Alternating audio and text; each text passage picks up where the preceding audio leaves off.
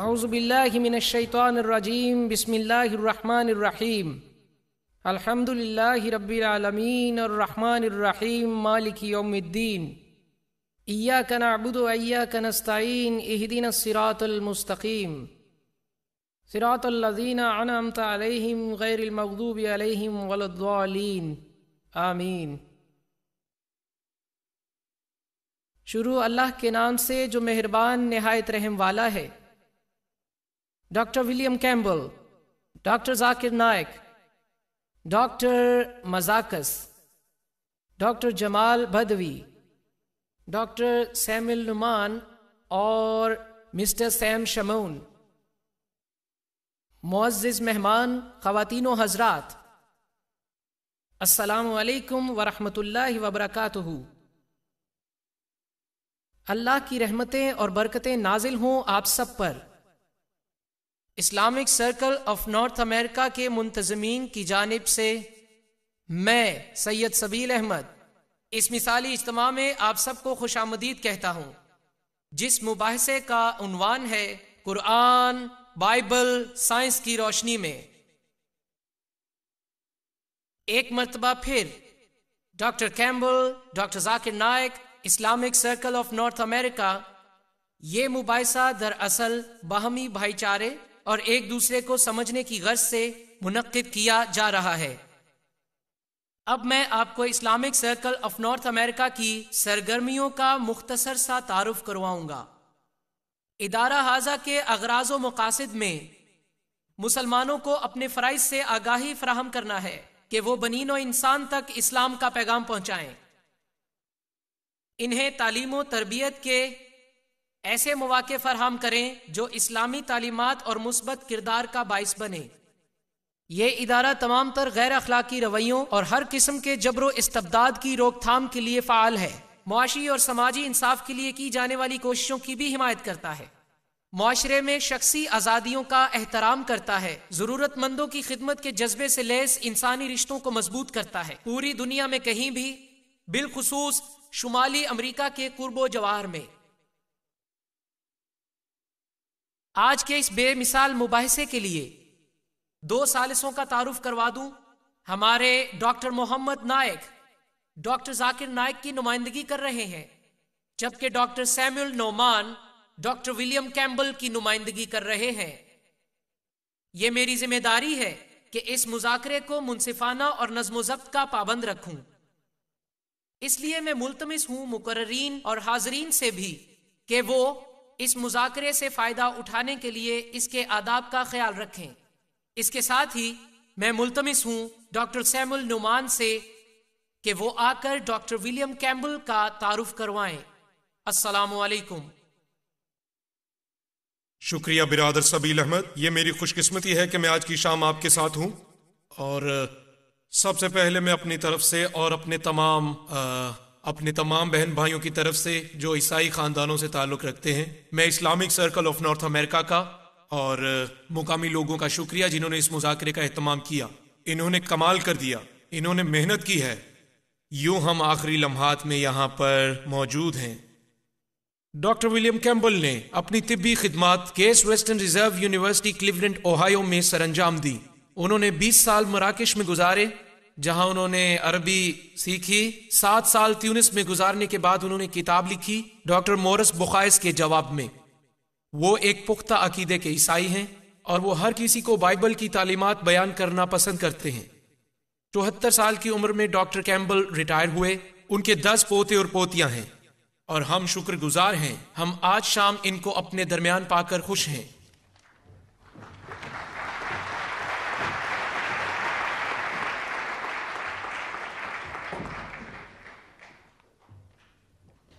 Islamic research foundation کی نمائندگی کرتے ہوئے میں ڈاکٹر محمد نائک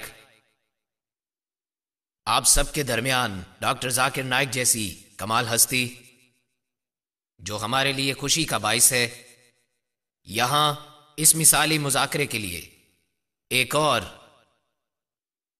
خوشائن بات ہے کہ یہاں موجود ہیں ڈاکٹر ولیم کیمبل، ڈاکٹر جمال بدوی، ڈاکٹر مزاکس اور میرے تمام رفقائے کار میرے بھائی ڈاکٹر سیمول نومان جو ہمارے ساتھ ہیں، میں اپنے اور بھائی سیمول کی نمائندگی کرتے ہوئے مذاکرے کا طریقہ کار پیش کروں گا۔ دونوں مقررین کے متفقہ اور مسلمہ طریقہ کار کے مطابق ڈاکٹر ولیم کیمبل سب سے پہلے 55 منٹ تک آپ سب سے خطاب کریں گے، اور موضوع ہے قرآن اور بائبل سائنس کی روشنی میں۔ اور پھر ڈاکٹر ذاکر نائک اس طرف بیٹھے ہوئے 55 منٹ کے لیے اسی موضوع پر اپنے خیالات کا اظہار کریں گے۔ اس کے بعد ڈاکٹر کیمبل 25 منٹ تک ڈاکٹر ذاکر نائک کے پیش کردہ افکار کی روشنی میں جوابی خطاب کریں گے۔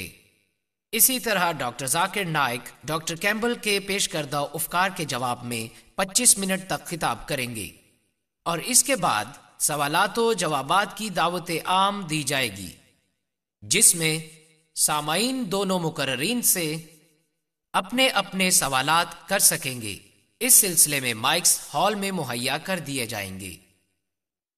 ان سوالات کے بعد سامعین کی نشستوں میں موجود رضاکاروں کے ذریعے دیے گئے انڈیکس کارڈز جو آپ تک ان راستوں سے ہوتے ہوئے پہنچائیں گے، اور لکھے گئے تمام سوالوں کا انتخاب ہمارے رابطہ کار اور مشیر ہر مقرر کے لیے کریں گے۔ خواتین و حضرات، اب خطاب کے لیے تشریف لاتے ہیں ڈاکٹر ولیم کیمبل۔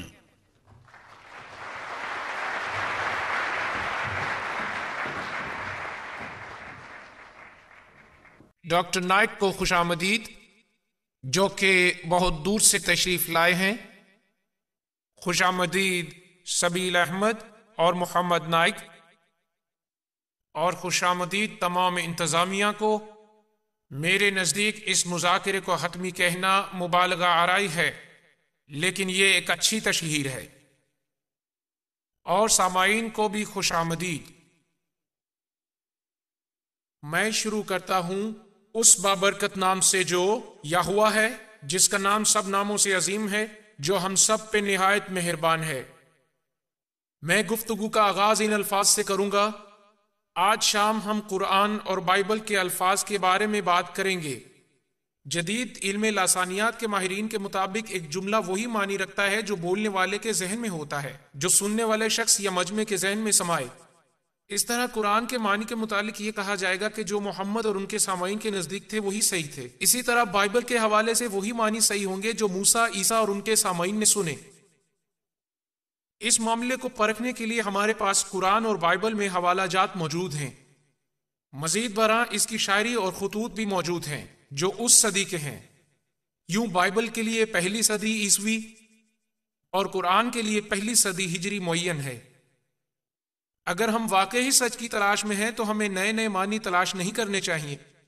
جی ہاں، اگر ہم واقعی سچ کی تلاش میں ہیں تو پھر جھوٹے بہانے تراشنے کی ضرورت نہیں ہے۔ یہ اس کی مثال ہے جو میں آپ کی خدمت میں پیش کرتا ہوں۔ آئیے پہلی سلائیڈ دیکھتے ہیں۔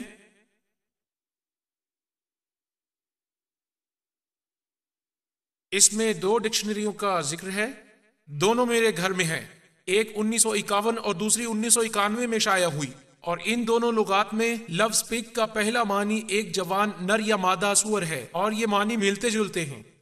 اور دوسرے معنی کوئی بھی جنگلی سور یا پالتو سور، یہ دونوں بھی آپس میں ملتے جلتے ہیں۔ تیسرا معنی سور کا گوشت یا پوک بھی آپس میں ملتا جلتا ہے۔ اس طرح یہ معنی کہ ایک شخص کی اور جانور سور کی عادات بھی آپس میں ملتی جلتی ہیں۔ جو شخص پیٹو ہو، پھر کسی پگھلی ہوئی دھات کو پگ آئرن بنانے کے لیے کسی گڑھے میں ڈالنا بھی یکساں ہے۔ لیکن نئی ڈکشنری میں بالکل نیا معنی ہے، ایک پولیس آفیسر۔ ہم لوگ عام بول چال میں اس کو پگ کہہ دیتے ہیں۔ اور یہاں سوال یہ پیدا ہوتا ہے کہ تورات میں یہ کہا گیا ہے کہ تم سور نہیں کھا سکتے۔ اب اگر یہ مراد لی جائے کہ آپ ایک پولیس آفیسر کو نہیں کھا سکتے تو یہ ایک غلطی ہوگی۔ قرآن میں اللہ نے کہا ہے کہ تم خنزیر نہیں کھا سکتے۔ کیا میں اس کا ترجمہ یہ کروں کہ تم پولیس آفیسر کو مت کھاؤ؟ نہیں، یہ غلط ہے، یہ بدتمیزی ہوگی، یہ دراصل جھوٹ ہوگا۔ نہ تو محمد کی مراد پولیس آفیسر تھی، نہ موسیٰ کی مراد پولیس آفیسر تھی۔ سو ہمیں نئے معنوں میں نہیں پڑھنا چاہیے، ہمیں وہ معنی استعمال کرنے چاہیے جو پہلی صدی عیسوی میں بائبل میں جانے گئے، اور جو گوسپل میں، اور جو پہلی صدی ہجری میں قرآن میں تھے۔ آئیے اب دیکھتے ہیں کہ علم جنین کے بارے میں قرآن کیا کہتا ہے۔ معاف کیجیے گا، غلطی ہو گئی۔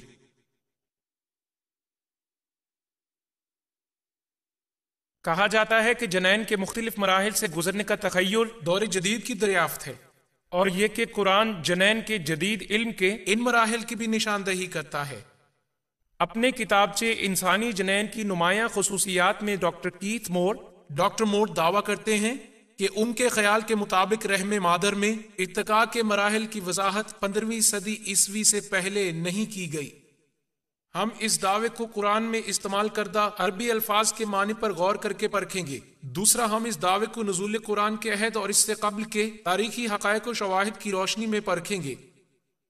ہم اس سلسلے میں سب سے اہم لفظ علقہ سے شروع کریں گے، جو مرکزی آیت ہے۔ عربی زبان کا لفظ علقہ واحد یا علق جمع 6 مرتبہ استعمال ہوا ہے۔ وہاں سورۃ القیامہ میں یہ لکھا ہے، سورت نمبر 75 آیت نمبر 37 تا 39 میں ہم پڑھتے ہیں، کیا انسان ایک قطرہ نہ تھا جو رحم مادر میں ٹپکایا گیا اور پھر وہ علقہ بنا، اور اللہ نے جوڑوں کی شکل میں نر اور مادہ کو پیدا کیا۔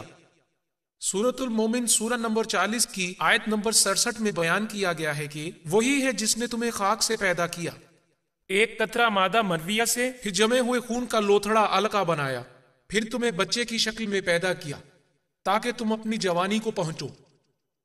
سورۃ الحج سورہ نمبر 22 آیت نمبر 5 میں بیان ہے، اے بنین و انسان، اگر تمہیں مرنے کے بعد زندہ کر دیے جانے پر شک ہے تو غور کرو، ہم نے تمہیں خاک سے پیدا کیا ہے، پھر مادہ افزائش کے ایک قطرے سے، پھر جمے ہوئے خون کے لوتھڑے علقہ سے، پھر انسانی گوشت سے، اور ہم نے تمہیں ہر طرح کی جسامت دی۔ اور پھر قرآن میں آخری تذکرہ سورۃ المومنون میں کچھ یوں ہے، سورہ نمبر 23 آیت نمبر 12 تا 14 میں لکھا ہے کہ فی الواقعہ ہم نے انسان کو گیلی مٹی سے تخلیق کیا، پھر افزائش نسل کے بیج کی طرح محفوظ جگہ پر رکھا، پھر جمے ہوئے خون کے لوتھڑے علقہ سے بنایا، پھر لوتھڑے سے گوشت کی بوٹی، اور پھر گوشت کی بوٹی میں ہڈیاں بنائیں، اور ہم نے ہڈیوں پر گوشت چڑھایا، اور پھر ہم نے اسے تخلیق نو عطا کی۔ اور یہاں قرآن کے مطابق جنین کے ارتقائی مراحل کچھ یوں ہیں، نطفہ منویہ، علقہ جمع ہوا خون، مدغہ گوشت کی بوٹی، عظام یعنی ہڈیاں، پھر 5ویں مرحلے میں ہڈیوں پر گوشت چڑھایا جاتا ہے۔ پچھلے 100 سال سے لفظ علقہ کا ترجمہ کچھ یوں کیا جاتا ہے، معنی تو 10 موجود ہیں لیکن میں سب کا ذکر نہیں کروں گا۔ 3 فرانسیسی زبان میں ہیں جن کے لفظی معنی کچھ یوں ہیں، جمے ہوئے خون کا لوتھڑا۔ 5 معنی انگریزی زبان میں ہیں جہاں اس کا مطلب خون کا لوتھڑا یا جونک جیسا جمع ہوا خون، اور 1 معنی انڈونیشین زبان میں، اس کا مطلب جمے ہوئے خون کی ڈلی یا خون کا ٹکڑا کہا گیا ہے، اور آخری معنی فارسی میں ہے جس کا مطلب بھی خون کا لوتھڑا ہے۔ انسانی تخلیق کا مطالعہ کرنے والا بخوبی جانتا ہے جنین کے ارتقائی مراحل میں علقہ کا تو سرے سے کوئی وجود ہی نہیں ہوتا، اس لیے یہ ایک ہولناک سائنسی الجھن ہے، مسئلہ ہے۔ لغت میں تو یہ ایک حرف ہی ہے نا، اور علقہ جو ایک واحد مونس ہے، اس کا مطلب خون کا ٹکڑا یا جونک نکالا جاتا ہے۔ شمالی افریقہ میں یہ دونوں معنی استعمال کیے جاتے ہیں۔ میرے پاس کئی ایسے مریض آتے رہے جو گلے سے جمع ہوا خون نکالنے کے لیے کہتے رہے۔ اسی طرح میرے پاس کئی خواتین آتی رہیں، ان کا کہنا تھا حیض نہیں آتا، تو میں ان سے کہتا کہ اس معاملے میں آپ کو حیض جاری کرنے کی دعائی دینے سے قاصر ہوں، تو وہ کہتی کہ ابھی تک تو یہ صرف خون ہی ہے۔ گویا وہ قرآنی مفہوم سے بالکل آگاہ تھی۔ آخر میں ہمیں محمد پر نازل ہونے والی پہلی وحی کی آیات پر غور کرنا چاہیے۔ یہ آیات سورہ نمبر 96 علق میں پائی جاتی ہیں، یعنی جمع ہوا خون، وہی لفظ جو ہم نے پہلے پڑھا۔ اس صورت میں پہلی اور دوسری آیات میں کچھ اس طرح ذکر ہے کہ پڑھو اپنے رب کے نام سے جس نے پیدا کیا انسان کو جمے ہوئے خون سے۔ یہاں یہ لفظ جمع کے صیغے میں استعمال ہوا ہے، تو اس لحاظ سے یہ لفظ کوئی اور معنی بھی دے سکتا ہے، کیونکہ علق لفظ علقہ سے ماخوذ اسم فعل ہے۔ یہ اس میں فعل عموماً انگریزی کے جرن سے ملتا جلتا ہے، یعنی تیراکی ایک تفریح ہے، اس لیے ہم توقع کر سکتے ہیں کہ معلق ہونا یا چسپاں ہونا بھی ہو سکتا ہے۔ لیکن ان 10 مذکورہ بالا تمام تراجم نے بھی اس آیت سے مراد جمع ہوا خون یا خون کا ٹکڑا لی ہے۔ ان تمام مترجمین کے باوجود جنہوں نے اس سے مراد کلاٹ یعنی نطفہ لیا ہے، ان پر فرانس کے ڈاکٹر مورس بوکائی نے کڑی تنقید کی ہے۔ وہ لکھتے ہیں، ایک متجسس قاری کو یہاں جو مسئلہ درپیش ہو سکتا ہے وہ دراصل ذخیرہ الفاظ کا مسئلہ ہے۔ مثال کے طور پر اکثر تراجم نے انسانی تخلیق کے ابتدائی مراحل کو کلاٹ ہی کہا ہے، جبکہ اس طرح کا دعویٰ اس شعبے کے ماہر سائنسدانوں کے لیے قطعاً قابل قبول نہیں ہے۔ اس سے ایک بات کھل کر سامنے آتی ہے کہ بالخصوص قرآن کی تخلیق انسانی کے بارے میں دعووں کو سمجھنے کے لیے لسانی اور سائنسی علوم میں ربط کی اہمیت کتنی زیادہ ہے۔ سادہ لفظوں میں ڈاکٹر بوکائی کہتے ہیں، مجھ سے پہلے کسی نے بھی قرآن کا ترجمہ صحیح طور پر نہیں کیا ہے۔ تو ڈاکٹر بوکائی کے مطابق ترجمہ کیا ہونا چاہیے؟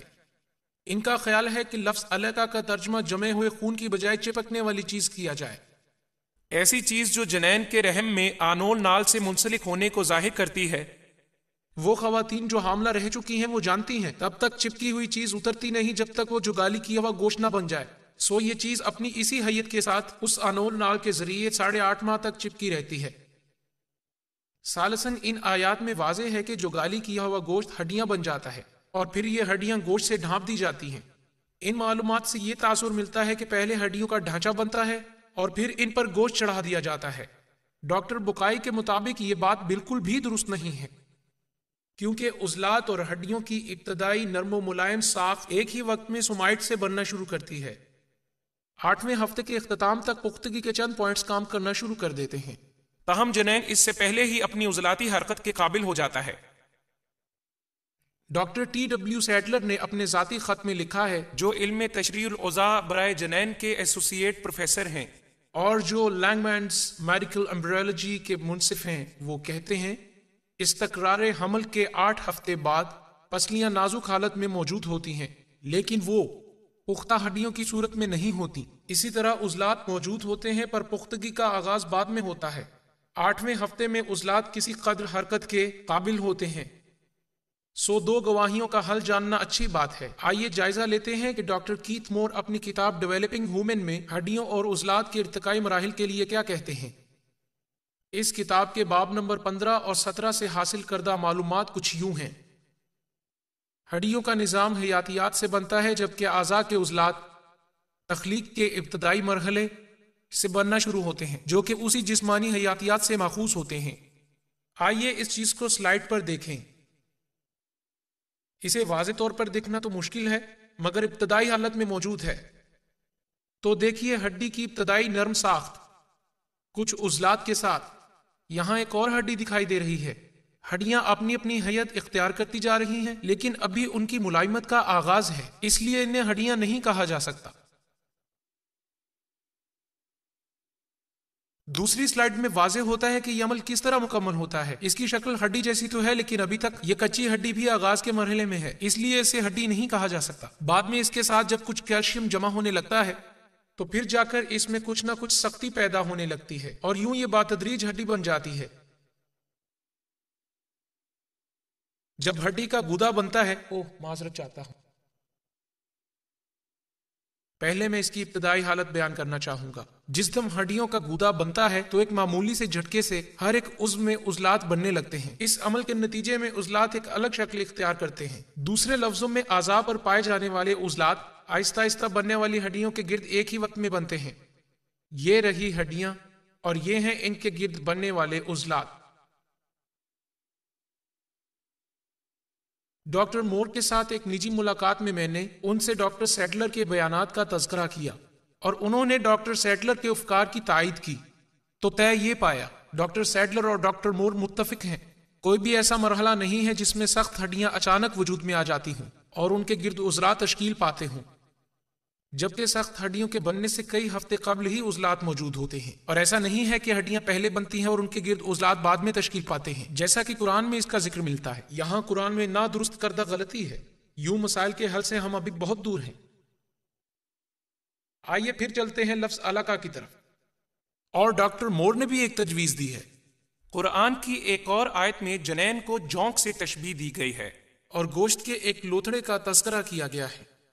اس سلسلے میں ڈاکٹر مور اپنے ذہن کے مطابق رائے دیتے ہیں کہ 23 دن کا جنین بامشکل 3 ملی میٹر تک لمبا ہوتا ہے، جو انچ کا 8واں حصہ ہوتا ہے. اس کی جسامت اتنی چھوٹی ہوتی ہے کہ انگلیوں میں لے لینے سے انگلیاں جدا نہیں ہوتی. یہ 10ویں مرحلے کی ایک تصویر ہے جو ڈاکٹر مور کی کتاب کے اندر کے حصے میں ہے. یہ شروعات ہے. یہ مادہ منویہ بیضے میں داخل ہو رہا ہے. یہ ابتدائی مرحلہ ہے. چھٹے مرحلے کی طرف توجہ دیں جو دوسرے ہفتے میں آتا ہے، اور یہ ہے تیسرا ہفتہ. اور یہ رہی پہلے مرحلے کی 23ویں دن کی تصویر. دراصل اسے ڈاکٹر مور جونک جیسا قرار دینا چاہتے ہیں. آئیے اب ہم ایکس رے کو غور سے دیکھتے ہیں تو 22 دن ریڑھ کی ہڈی ابھی تک ناپختہ دکھائی دیتی ہے. 23ویں دن بھی ہڈی ناپختہ ہے، یہاں سے بھی کھلی ہے، یہاں سے بھی کھلی ہے، سر تو بالکل کھلا نظر آتا ہے. یہ جوک جیسا ہرگز نہیں لگتا. اور اگر آپ غور سے دیکھیں یہاں ایک ڈائیگرام بنا ہوا ہے جو آپ کی مدد کرے گا. سر بالکل کھلا ہوا ہے، آپ اسے غور سے دیکھ سکتے ہیں. تو اس طرح یہ ڈائیگرام ہمیں یہ بتاتا ہے یہ 20ویں دن کے جنین کی تصویر ہے. یہ کس طرح ایک باریک جھلی میں بند ہے جیسا کہ انڈے کی زردی. یہ جونک جیسا ہرگز نہیں. سب سے پیچیدہ مسئلہ یہ ہے کہ لفظ علقہ کے لیے جو 2 مفہوم نکالے جاتے ہیں، روزمرہ عربی زبان سے ان کی تصدیق کرنے والی تاحال کوئی مثال نہیں ملتی. ہجری صدی کے آس پاس بھی لفظ کے معنی متعین کرنے کا واحد ذریعہ لفظ کے استعمال کی کیفیت سے واضح ہوتا تھا. کیا علقہ کا مطلب 3 ملی میٹر لمبا جنین ہو سکتا ہے؟ اس معاملے پر اتفاقی رائے حاصل کرنے کا واحد ذریعہ محمد کے عہد کے مکہ اور مدینہ کے عربوں کے خطوط ہو سکتے ہیں. بالخصوص اس کا ذریعہ قریش کی زبان ہو سکتی ہے. لیکن یہ کوئی آسان کام تو ہے نہیں. قریش کی روزمرہ عربی زبان کے متعلق بہت سا کام ہو چکا ہے. اوائل دور کے مسلمان سمجھتے تو تھے، لیکن وہ دراصل قرآن کے الفاظ کو سمجھنا چاہتے تھے، اور اس وجہ سے وہ عربی زبان اور اس کی شاعری کا وسیع مطالعہ رکھتے تھے. فرانس کے ایک شہر پیرس کے مین ماسک کے سابق سربراہ ابو بکر نے 1985 میں منکالیہ میں ایک خدا کے موضوع پر کانفرنس کا انعقاد کیا. انہوں نے سامعین سے ایک سوال پوچھا کہ کیا محمد کے عہد کے قرآنی متن کا مفہوم متواتر برقرار رہا ہے؟ ان کا جواب تھا کہ قدیم شاعری سے تو یہی پتہ چلتا ہے. جی ہاں، ایسا ہی ہے. ہم یہ نتیجہ اخذ کر سکتے ہیں اگر مسلمانوں کے لیے روحانی تسکین اور امیدوں کا مرکز و محور بننے والی آیات غیر متزلزل ہیں، تو پھر ان میں پائی جانے والی سائنسی توضیحات کو بھی غیر متزلزل ہی مانا جانا چاہیے، تب تک جب تک نئے شواہد سامنے نہ آ جائیں. اور یہ معاملہ اس لحاظ سے بھی اہم ہے کہ یہ آیات اسے ایک علامت قرار دیتی ہیں. سورہ المومن، جس کا میں پہلے ذکر کر چکا ہوں، اس میں مذکور ہے کہ وہی ہے جس نے تمہیں مٹی سے بنایا، پھر ایک قطرہ مادہ منویہ کے ذریعے، پھر جمے ہوئے خون کے لوتھڑے سے شاید تم تخلیق کو سمجھو. سورہ الحج میں مرکوز ہے کہ اے بنین و انسان، اگر تمہیں دوبارہ جی اٹھنے میں شک ہے تو غور کرو. یہاں ایک سوال لازمی پوچھنا چاہیے کہ اگر مکہ اور مدینہ کے خواتین و حضرات کے لیے کوئی واضح علامت تھی تو انہوں نے علقہ کا ایسا کون سا مفہوم اخذ کیا جس نے انہیں موت کے بعد کی زندگی پر ایمان لانے کو کہا؟ تو جواب یہ تھا کہ ہم محمد کے عہد کے قبل کی تاریخی صورتحال کا جائزہ لیں گے کہ محمد اور ان کے عہد کے لوگ علم جنین کے بارے میں کیا عقیدہ رکھتے تھے. ہم اپوکریٹس سے شروع کریں گے جو مستند حوالہ جات کی روح سے 460 عیسوی میں یونان کے ایک جزیرے کوس میں پیدا ہوا. اس کے کچھ مراحل تھے اور وہ مراحل حسب ذیل ہیں.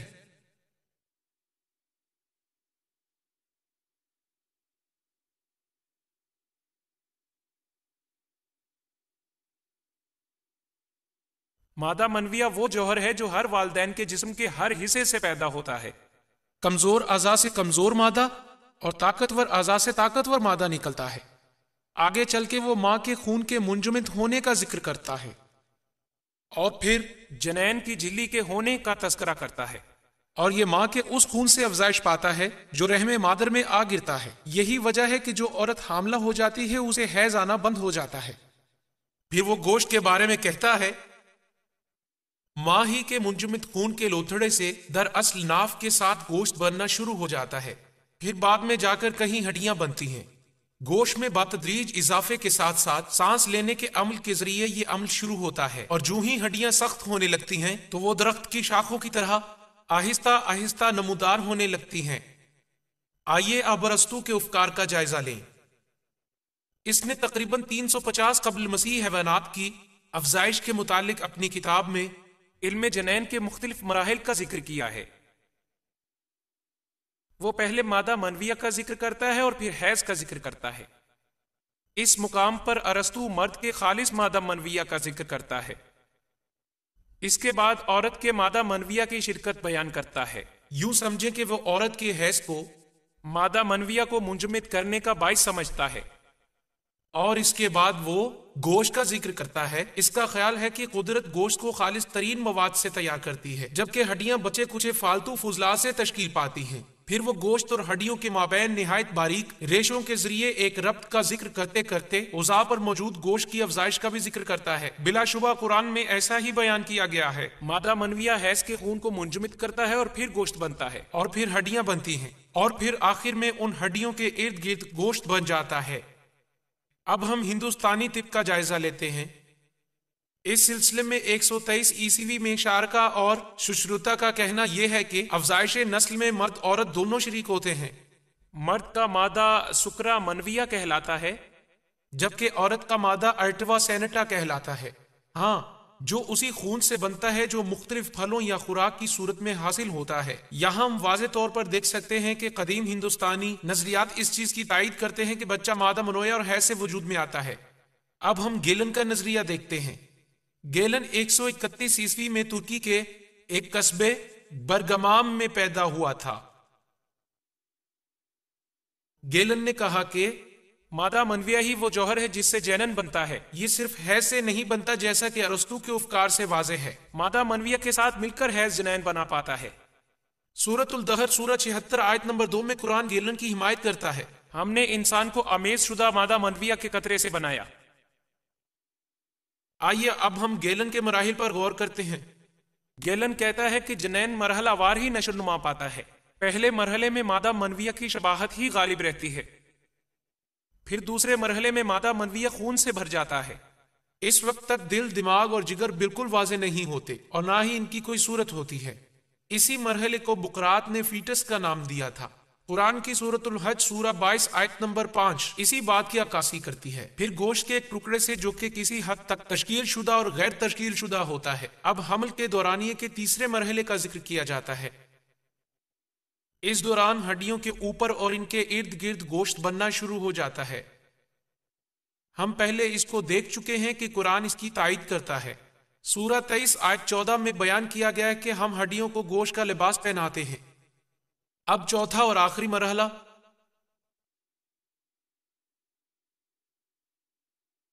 وہ ہے جس میں اعضاء کے تمام تر حصے اپنی شکلوں کے ساتھ ساتھ الگ الگ پہچانے جا سکتے ہیں۔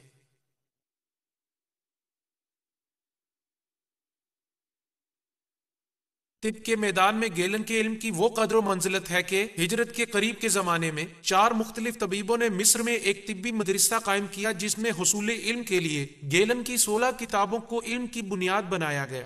یہی سلسلہ 13ویں صدی عیسوی تک یوں ہی جاری و ساری رہا۔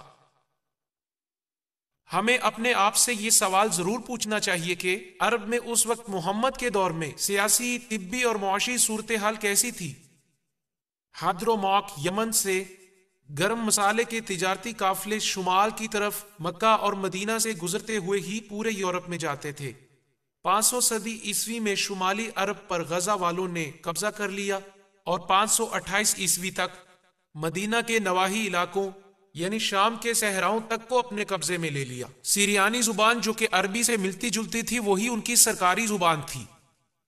یہود 463 عیسوی سے ہی تورات اور عہد نامہ عتیق کا ترجمہ عبرانی سے سریانی میں کرنے لگ گئے۔ برطانیہ کے میوزیم میں کاپی موجود ہے، اور پھر یہ تراجم جوش عیسائیوں عرب کے یہودی قبائل تک بھی پہنچے۔ اور اس دور میں سرجیا شیرائے ثانی جس نے 536 عیسوی میں فلسطین میں وفات پائی، جو یونانی سے عبرانی زبان میں ترجمہ کرنے والے مترجمین میں سے ایک تھے۔ انہوں نے طب کی کئی کتابوں کا ترجمہ کیا اور جن میں گیلن کی 26 کتابیں بھی شامل ہیں۔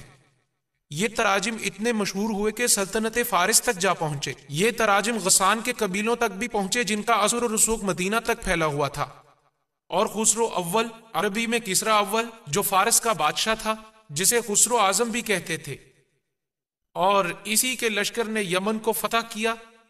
یہ ایک علم دوست شخص تھا، اس نے کئی مدارس کھولے۔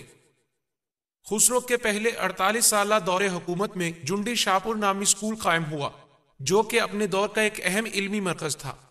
اس کے اندر یونانی، یہودی، نستوری، فارسی اور ہندوؤں کے افکار و تصورات کے متعلق بحث ہوا کرتی تھی۔ یہاں تعلیم کے لیے زیادہ تر سریانی زبان استعمال ہوتی تھی، کیونکہ وہ سریانی ترجموں پر مشتمل تھی، اور اس وقت وہاں ارسطو، بقراط اور گیلن کے افکار کی تعلیمات عام تھیں، جبکہ اس دور میں طبی اسکول جنڈی شاپور اپنا کام کر رہا تھا۔ آگے چل کے عربوں نے نستوریوں کو مجبور کر دیا کہ وہ یونانی طب کے سریانی تراجم عربی زبان میں بھی کریں۔ سریانی زبان کا عربی زبان میں ترجمہ کرنا بہت آسان تھا، کیونکہ ان دونوں زبانوں کی گرامر ایک جیسی تھی۔ اگر محمد کے دور کے طبی معاملات کا جائزہ لیا جائے تو پتہ چلتا ہے کہ اس زمانے میں عرب میں طبیب لوگ موجود تھے۔ حارث بن کلادیہ اپنے دور کا ماہر اور تعلیم یافتہ طبیب تھا۔ وہ 6 صدی عیسوی کے وسط میں طائف کے قبیلہ بنو ثاقف میں پیدا ہوا۔ وہ یمن سے ہو کر فارس پہنچا، جہاں اس نے اس وقت کے مشہور اسکول جنڈی شاپور سے بہت دیر تک طب کی تعلیم حاصل کی۔ یوں وہ ارسطو، بقراط اور گیلن کے طبی علوم سے خوب واقف ہوا، اور اپنی تعلیم مکمل کر کے اس نے فارس میں طبیب کے طور پر اپنا کام کرنا شروع کر دیا۔ اس دور میں اسے خسرو کے دربار تک رسائی حاصل ہوئی اور اس سے ملاقات کا شرف حاصل ہوا۔ وہ اسلام کے آغاز میں عرب واپس آ گیا اور طائف میں رہائش پذیر ہوا۔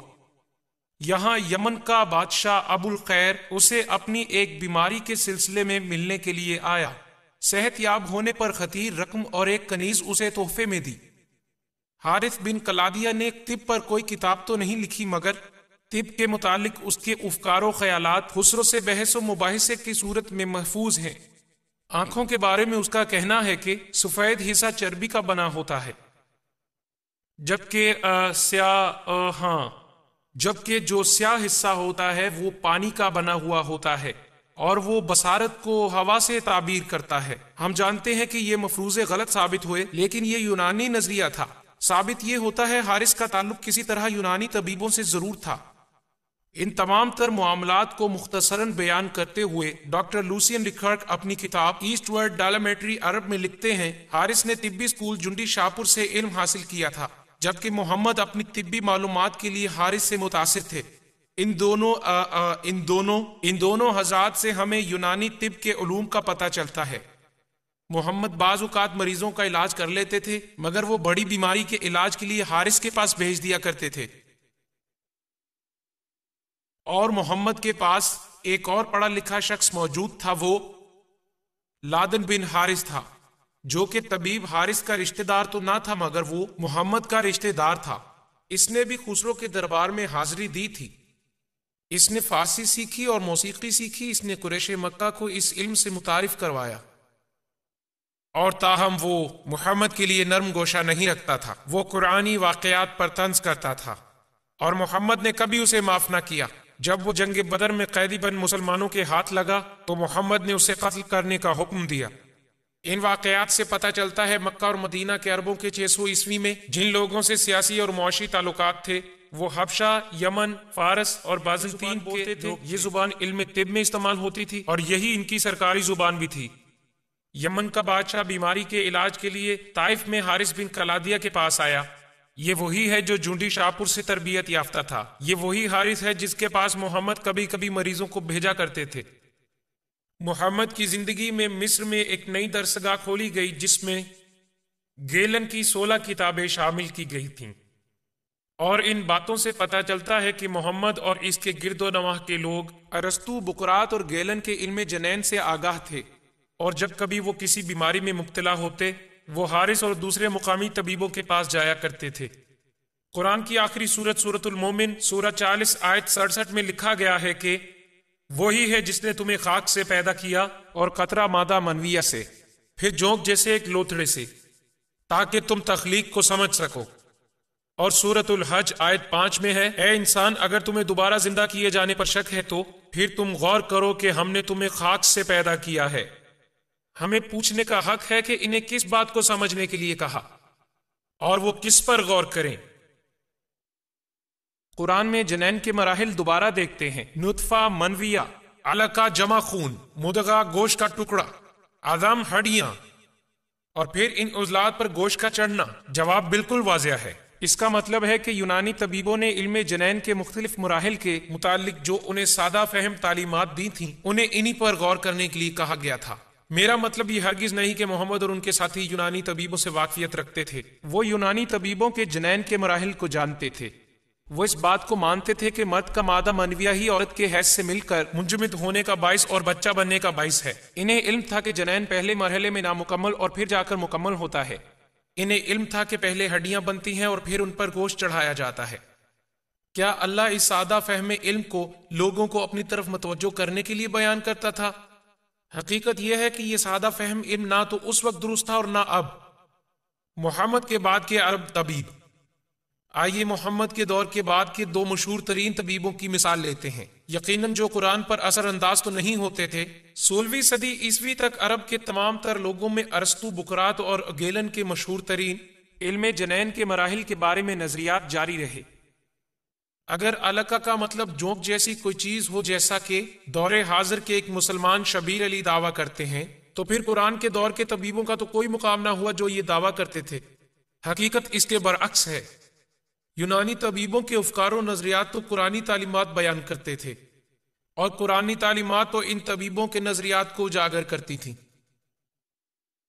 انسان دو مرکبات کا مجموعہ ہے۔ آئیے اب ہم ابن سینا کا ذکر کرتے ہیں، یا ابو سینا، جن کے خیال میں انسان دو مرکبات کا مجموعہ ہے۔ مرد کا منویہ عمل کے لیے مواد فراہم کرتا ہے، عورت کا مادہ حیض کے خون کا پہلا جز ہے۔ ہمیں پتہ چلتا ہے کہ ابن سینا نے عورت کے مادہ منویہ کو وہ مقام دیا ہے جو کہ ارسطو نے اس کے حیض کے خون کو دیا ہے۔ یورپ کے ترقی یافتہ عہد کے عہد ساز ماہرین سے پہلے ابن سینا جیسی شخصیت کی معاشی اور فنی قابلیت سے انکار کرنا بہت ہی مشکل بات ہے۔ آئیے اب ہم ابن خیمہ جوزیہ کا ذکر کرتے ہیں۔ اس نے قرآن کی آیات اور یونانی طب کی باہمی موافقت سے بہت فائدہ اٹھایا۔ غالباً یہ کچھ واضح تو نہیں ہو رہا ہے، لیکن بقراط ارغوانی ہے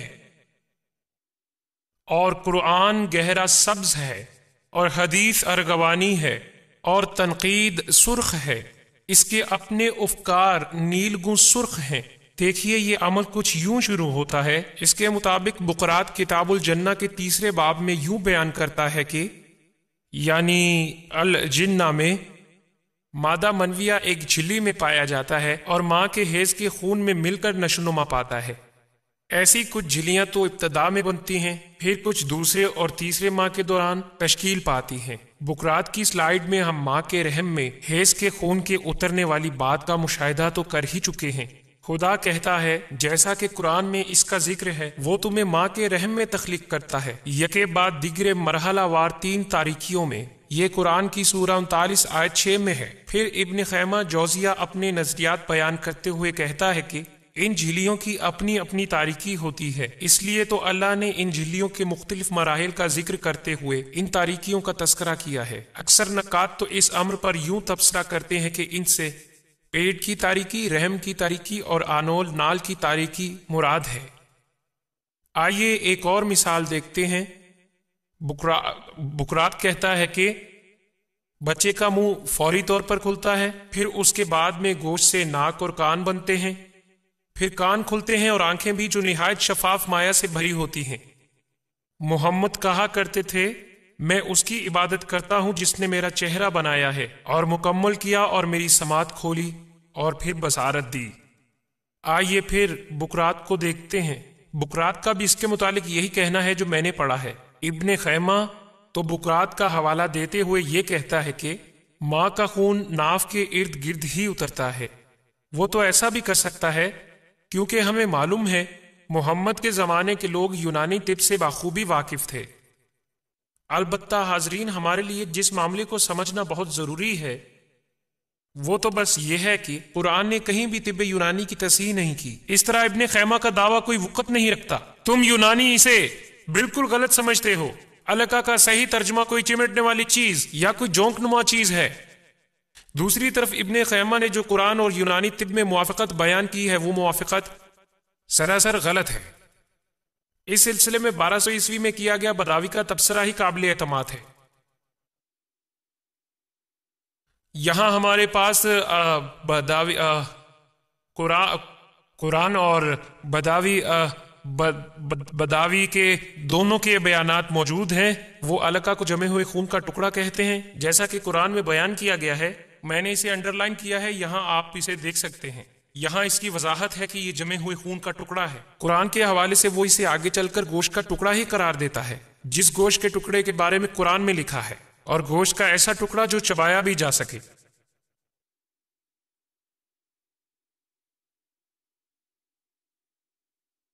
جو میں نے اپنی گفتگو کے شروع میں عرض کیا تھا کہ جنین کا مختلف مراحل میں گزرتے ہوئے نشو و نما پانا ایک جدید ترین نظریہ ہے۔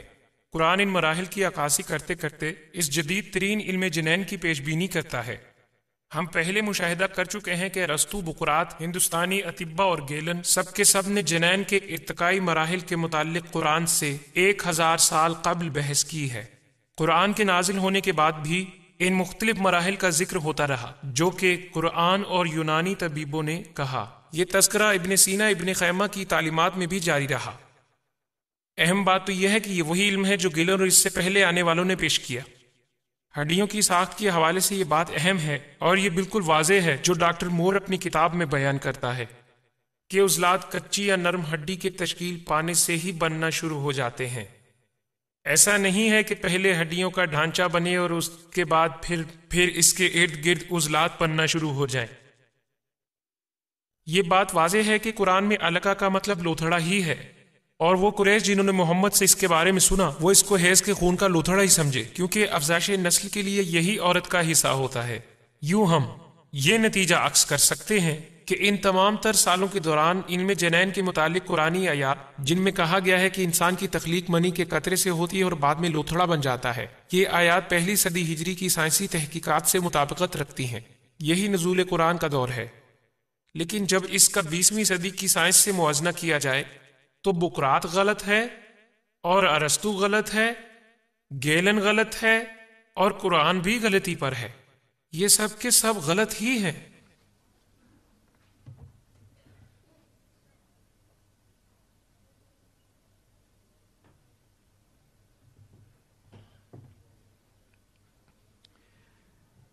آئیے اب چاندنی کے بارے میں کچھ اظہار کرتے ہیں۔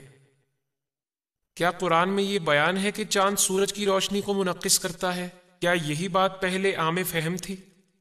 سورہ نوح میں سورہ 71 آیت 15 تا 16 میں بیان ہے، کیا تم نہیں دیکھتے کہ اللہ نے 7 آسمان بنائے ہیں ایک کے بعد ایک، اور چاند کو روشن بنایا ان کے درمیان، اور سورج کو ایک چراغ بنایا۔ چاند کو عربی میں نور کہا گیا ہے اور سورج کو کہا سراج۔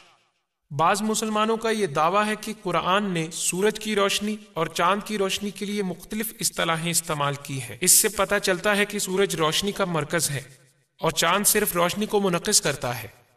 شبیر علی نے اپنی کتاب قرآن میں سائنس میں اس کو وضاحت سے بیان کیا ہے، اور ڈاکٹر ذاکر نائک نے اپنی ویڈیو میں واضح الفاظ میں کہا قرآن خدا کا کلام ہے، جسے آپ واضح طور پر دیکھ سکتے ہیں۔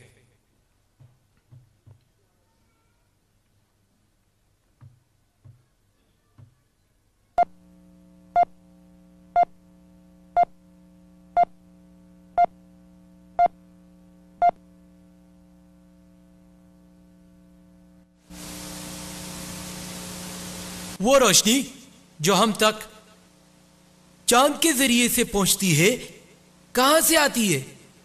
جواب دینے والا کہے گا کہ پہلے ہم سمجھتے تھے چاند کی روشنی اس کی اپنی روشنی ہے،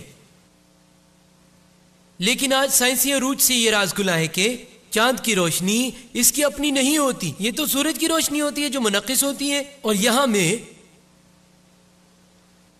ایک سوال پوچھوں گا کہ اس کا ذکر تو قرآن میں موجود ہے، سورہ الفرقان میں سورہ نمبر 25 آیت نمبر 61 میں بیان ہے، پاک ہے وہ ذات جس نے ستاروں کے جھرمٹ بنائے ہیں، ان کے درمیان ایک چراغ اور چاند جو کہ روشنی کو منعکس کرتا ہے۔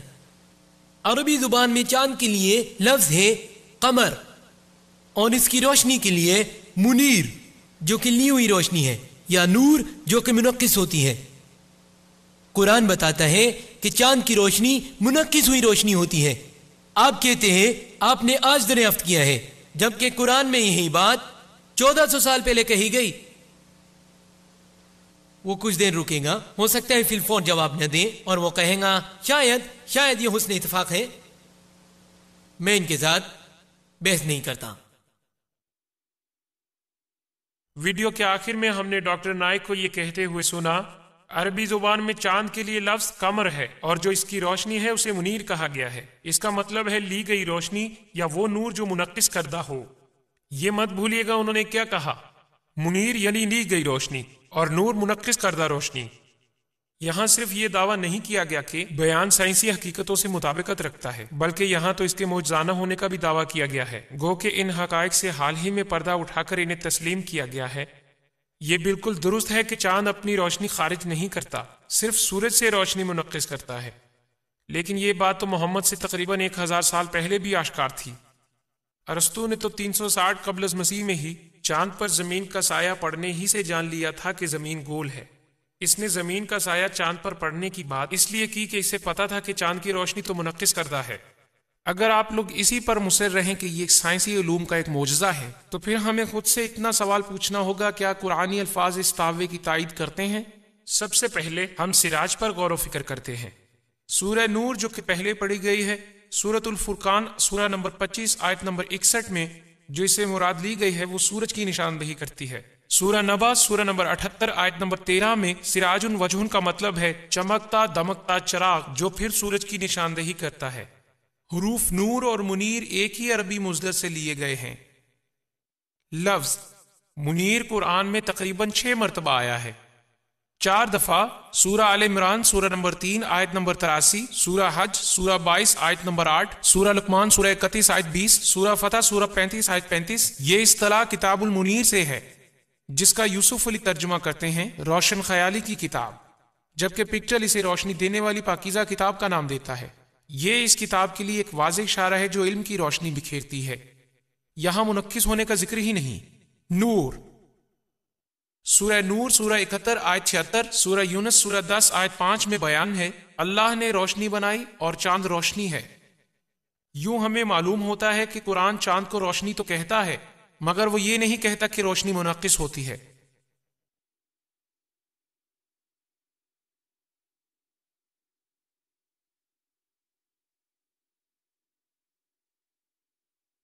اس کے علاوہ دوسری آیت میں قرآن کہتا ہے کہ اللہ نور ہے یا روشنی۔ سورۃ النور سورہ 24 آیت 35 قرآن کے بہترین حوالوں میں سے ایک میں کہا گیا ہے اللہ روشنی ہے، آسمانوں اور زمین کا نور۔ اس کی روشنی کی مثال ایسی ہے جیسے ایک تاک ہو اور اس میں چراغ رکھا ہوا ہو، جو چراغ ایک شیشے میں بند ہو، اور شیشہ وہ جس کے ارد گرد چمکدار ستارے ہوں۔ چنانچہ پتہ چلا کہ لفظ نور چاند اور اللہ دونوں کے لیے استعمال ہوا ہے۔ کیا ہم کہہ سکتے ہیں کہ اللہ منعکس کردہ روشنی مہیا کرتا ہے؟ میں نہیں سمجھتا، لیکن اگر کوئی اس بات پر مصر رہے کہ چاند کے لیے استعمال ہونے والا لفظ نور یعنی منعکس کردہ روشنی ہے، تو ہم پہلے ہی بیان کر چکے ہیں کہ اللہ بھی نور ہے۔ اس کا مطلب ہے آسمانوں اور زمین کا نور۔ تو پھر اس روشنی کا اصل مرکز کیا ہے؟ کیا وہ منبع سراج ہے؟ اس کے متعلق سوچیں، اگر اللہ منعکس کردہ روشنی ہے تو سراج کون اور کیا ہے؟ قرآن ہی ہمیں بتاتا ہے کہ سراج کیا ہے۔ ہو سکتا ہے آپ کو صدمہ پہنچے۔ سورہ الاحزاب سورہ 33 آیت 45 تا 46 میں لکھا ہے کہ اے پیغمبر، یقیناً ہم نے تمہیں گواہ بنا کر بھیجا ہے، خوشخبری سنانے والا اور ڈرانے والا، ایک چراغ کی طرح روشنی پھیلانے والا۔ اور یہاں محمد روشنی پھیلانے والا چراغ ہے، یعنی عربی زبان میں ہے سراج منیر۔ لسانیات اور حیوانیات کے حوالے سے یہی بحث کا اختتام ہے۔ زبان کے اعتبار سے سراج اور اس کی صفت چاند دونوں ایک ہی چمکنے والی چیز کے لیے استعمال ہوئی ہیں، یعنی محمد کی شخصیت کے لیے۔ اب یہ بات بالکل واضح ہو گئی کہ منیر کا مطلب چمکنے والی چیز ہرگز نہیں ہے، اور یہ مطلب کسی اور آیت میں نہیں۔ اگر محمد کے دور کے لوگ یہ سمجھتے تھے کہ چاند چمکتا ہے تو وہ ٹھیک تھے، جیسا کہ موسیٰ کے دور کے لوگ یہ سمجھتے تھے کہ سورج برتر روشنی دیتا ہے اور چاند کمتر، اور وہ ٹھیک ہی کہتے تھے۔ لیکن اگر آپ لوگ اس بات پر بازید ہوں کہ عربی کے الفاظ نور اور منیر منقص کردہ روشنی کے معنی میں ہے، تو پھر قرآن میں اس کا مطلب ہے کہ محمد سورج کی مانند اور اللہ چاند کی مانند۔ کیا ڈاکٹر نائک یہ کہنا چاہتے ہیں کہ محمد روشنی کا مرکز ہے اور اللہ اس سے روشنی منقص کرتا ہے؟ یہ بے تکے سائنسی دعوے کس بنیاد پر کیے گئے ہیں؟ کوئی بھی مسلمان اس کی تائید نہیں کرے گا اگر وہ قرآن سوچ سمجھ کر پڑھتا ہے۔ آج شام اس مذاکرے میں اس موضوع پر دیانتدارانہ بحث کرنا بہت مشکل لگ رہی ہے، بلکہ ناممکن ہے۔ اب ہم قرآن اور پانی کے دور عمل کو دیکھتے ہیں۔ کچھ مسلمان مصنفین کا دعویٰ ہے کہ قرآن نے سائنس کی تحقیقاتی ترقی سے بھی پہلے پانی کے دور عمل کو بیان کیا ہے۔ پانی کا دور عمل اصل میں ہے کیا؟ آپ اس سلائیڈ کو غور سے دیکھیں، آپ 4 مراحل دیکھیں گے۔ پہلا مرحلہ بخارات کا ہے، پانی سمندر اور زمین سے بخارات میں تبدیل ہو جاتا ہے۔ دوسرا مرحلہ بادلوں کا بننا ہے۔ تیسرا مرحلہ بارش کا برسنا ہے۔ چوتھا مرحلہ بارش کا پودوں کی نشو و نما کا باعث بننا ہے۔ یہ بات تو معقول لگتی ہے، ہر کوئی دوسرے، تیسرے اور چوتھے مرحلے سے واقفیت رکھتا ہے، حتیٰ کہ یہ تو دیہاتی لوگ بھی جانتے ہیں کہ پہلے بادل آتے ہیں، پھر بارش برستی اور پھر پھول اگتے ہیں۔ پہلے مرحلے کے بارے میں کیا کہیں گے؟ ہم ان بخارات کو دیکھ تو سکتے نہیں، چونکہ مشکل ہے، قرآن میں پہلے مرحلے کے بارے میں ذکر ہی نہیں ہے۔ آئیے اب ہم بائبل میں ایک نبی کا ذکر دیکھتے ہیں جن کا ذکر ہے 700 قبل از مسیح میں، نبی آموس، اور وہ لکھتا ہے کہ وہی ہے جس نے روشن ستاروں کے جھرمٹ بنائے اور جو رات کی تاریکی کو دن میں بدلتا ہے اور دن کو رات کی تاریکی میں بدل دیتا ہے، اور پھر وہ سمندر کے پانی کو بلا بھیجتا ہے، پہلا مرحلہ، اور پانی کو زمین کی تہہ پر انڈیلتا ہے، تیسرا مرحلہ۔ آقا یہوہ جس کا نام ہے۔ ایک اور نبی جو ہے ایوب نبی، باب 36 تا 27 آیت، جو ہجری سن سے 1000 سال پہلے گزرا ہے۔ وہ بیان کرتا ہے خدا کتنا عظیم ہے، ہمارے عقل و شعور سے بالا تر، اس کی ہستی کا ادراک ناممکن ہے۔ پہلے مرحلے میں وہ پانی کے قطروں کو اوپر اٹھاتا ہے جو بارش کی شکل اختیار کرتے ہیں، جیسا کہ تیسرے مرحلے میں۔ پھر بادلوں کا ذکر ہے دوسرے مرحلے میں۔ پھر وہ اپنے اندر موجود پانی کو نیچے انڈیلتے ہیں، پھر انسانوں پر بارش ہوتی ہے۔ دیکھیے یہ پہلا مرحلہ، مشکل ترین پہلا مرحلہ بائبل میں قرآن سے 1000 سال پہلے بیان کیا گیا ہے۔ آئیے اب قرآن میں پہاڑوں کا تذکرہ دیکھیں۔ قرآن کی 1 درجن سے بھی زیادہ آیات میں یہ کہا گیا ہے کہ اللہ نے مضبوط اور ٹھہرے ہوئے پہاڑوں کو زمین میں گاڑا ہے۔ کچھ آیات میں پہاڑوں کو مومنوں کے لیے نعمت خداوندی قرار دیا گیا ہے اور کفار کو خبردار کیا گیا ہے۔ اس کی مثال سورہ لقمان سورہ 31 اور آیت 10 تا 11 میں پہاڑوں کو 5 انتباہوں میں سے ایک قرار دیا گیا ہے۔ اور اس آیت میں ہے کہ اس نے آسمان بغیر کسی سہارے کے بنائے جو کہ تم دیکھ سکتے ہو، اور زمین پر پہاڑوں کو گاڑ دیا ہے تاکہ تمہیں یہ حرکت نہ دے۔ آئیے سورۃ الانبیاء سورہ 21 آیت نمبر 31 میں 7 اعداد میں سے ایک انتباہ کو پڑھتے ہیں، جس میں ہے اور ہم نے زمین پر مضبوط پہاڑ قائم کیے ہیں تاکہ مخلوق کو ہلا نہ سکیں۔ سورہ نحل 15-16 میں بیان ہے کہ اس نے زمین پر پہاڑ گاڑ دیے ہیں تاکہ تم کو لے کر ہل نہ جائے۔ ہم یہ بھی دیکھتے ہیں کہ پھر مومنوں اور کافروں کو یہ بتایا جاتا ہے کہ یہ اعلیٰ کام اللہ نے کیا ہے، یعنی اس نے خود ہی نصب کیے ہیں، ان کی وجہ سے زمین لرزے گی نہیں۔ اس لیے ہمیں یہ ضرور پوچھنا چاہیے کہ وہ کیا سمجھیں۔ اگلی آیات میں تو اور ہی تصویر بیان کی گئی ہے۔ سورۃ النبا سورہ 78 آیت 6 تا 7۔ کیا ہم نے زمین کو وسعت نہیں دی اور اس میں میخوں کی طرح پہاڑوں کو نہیں گاڑا؟ الجبالا اوتادا، جیسے کسی خیمے کو نصب کرنے کے لیے کھوٹیاں گاڑی جاتی ہیں۔ پھر اس سے بھی بہتر انداز میں سورۃ الغاشیہ سورت نمبر 88 آیت نمبر 17 تا 19 میں کہا گیا ہے، کیا کافر اس کو نہیں دیکھتے ہیں؟ الجبال، وہ کس طرح کسی خیمے کی کھونٹی کی طرح گاڑے گئے ہیں۔ یوں دراصل لوگوں کو بتایا گیا ہے کہ پہاڑ خیمے کی کھونٹی کی طرح گاڑے گئے ہیں، یہی کھونٹیاں خیمے کو قائم رکھتی ہیں۔ اسی طرح یہ نقطہ نظر بیان کیا گیا ہے کہ یہی کھونٹیاں زمین کو لرزنے سے بچاتی ہیں۔ پہاڑوں کے لیے جو لفظ رواسیہ ہے، اس سے ایک تیسری صورت سامنے آتی ہے۔ یہ لفظ دراصل عربی زبان کے مصدر اوسا سے عکس کردہ ہے۔ یہی مصدر عربی زبان میں لنگر کے لیے بھی استعمال ہوتا ہے۔ لنگر ڈالنا یا لنگر انداز ہونا، جیسے کہ جہاز کی حرکت کو روکنے کے لیے لنگر ڈالتے ہیں، اسی طرح زلزلوں کو روکنے کے لیے پہاڑوں کو نصب کیا ہے۔ ان وضاحتوں سے پتہ چلتا ہے کہ محمد کے پیروکار یہی سمجھتے تھے کہ جیسے پہاڑ خیمے کی کھونٹیوں کی طرح زمین میں گاڑے گئے ہیں اور یہی کھونٹیاں خیمے کو قائم رکھتی ہیں، اسی لنگر کی طرح جو جہاز کو ایک جگہ پر قائم رکھتا ہے۔ پہاڑ زمین کو حرکت سے باز رکھنے کے لیے یا زلزلوں کو روکنے کے لیے نصب ہیں، لیکن یہ نقطہ نظر غلط ہے۔ پہاڑوں کا وجود تو خود زلزلے کا باعث بنتا ہے، اسی لیے یہ آیات یقینی پیچیدہ مسئلہ پیش کرتی ہیں۔ ڈاکٹر مورس بقائی نے اپنی کتاب قرآن، بائبل اور سائنس میں اس کا تذکرہ کیا ہے۔ پہاڑوں کے بارے میں مذکورہ بالا آیات کا حوالہ دیتے ہوئے کہتا ہے، جدید ماہرین ارضیات نے پہاڑوں کا حوالہ دیتے ہوئے زمین کی کچھ خامیاں بیان کی ہیں۔ زمین کی اوپر والی سطح کی پختگی کا عمل دراصل انہی خامیوں کی وجہ سے ہے۔ جب ماہر ارضیات ڈاکٹر ڈیوڈ اے ینگ سے پوچھا گیا تو اس نے جواباً کہا، یہ ایک حقیقت ہے کہ کئی پہاڑی سلسلے تہ در تہ چٹانوں پر مشتمل ہوتے ہیں اور یہ تہیں وسیع پیمانے پر بھی ہو سکتی ہیں۔ یہ سچ نہیں کہ یہ تہیں زمین کو مستحکم رکھتی ہیں۔ سادہ لفظوں میں کہا جائے تو پہاڑ زمین کو ہلنے جلنے سے نہیں روکتے۔ دوسرے لفظوں میں یہ کہنا بالکل صحیح ہوگا کہ ان کی تو اپنی بناوٹ پہلے بھی اور اب بھی زمین کے زلزلے کا باعث ہے۔ دور حاضر کے ماہرین ارضیات سے یہ پتہ چلتا ہے کہ زمین کی اوپر والی سطح مختلف تہوں سے مل کر بنی ہے۔ یہ تہیں ایک دوسرے سے جڑے ہوئے آہستہ آہستہ حرکت کرتی ہیں۔ کبھی کبھی یہ تہیں الگ ہو جاتی ہیں، جیسا کہ شمالی اور جنوبی امریکہ میں ہیں، جو کہ یورپ اور جنوبی افریقہ سے جدا ہوتی ہیں۔ کبھی کبھی یہ تہیں ایک دوسرے کے قریب آتی ہیں، ایک دوسرے سے رگڑ کھاتی ہیں اور آپس میں ٹکراتی ہیں، اور یوں زلزلے پیدا ہوتے ہیں۔ اس کی ایک واضح مثال مشرق وسطی میں پائی جاتی ہے۔ یہاں پر زائگراس کا پہاڑی سلسلہ عرب ایران کی جانب جاتے ہوئے حرکت کرنے سے بنا ہوا ہے۔ کوئی شخص اگر بڑی شاہراہوں پر سفر کرے تو وہ دنیا کے کئی ایک علاقوں میں سے ایسے پہاڑی سلسلے دیکھے گا جن پر کبھی ریت کے طوفانوں نے سیدھی تہیں جمائی تھیں، اب وہ ٹیڑھی میڑھی ہو گئی ہیں۔ تو آئیے پھر ہم ایک اور سلائیڈ دیکھتے ہیں۔ ریت کے طوفانوں کی جمائی ہوئی تہیں اب 75 درجے تک ٹیڑھی ہو چکی ہیں۔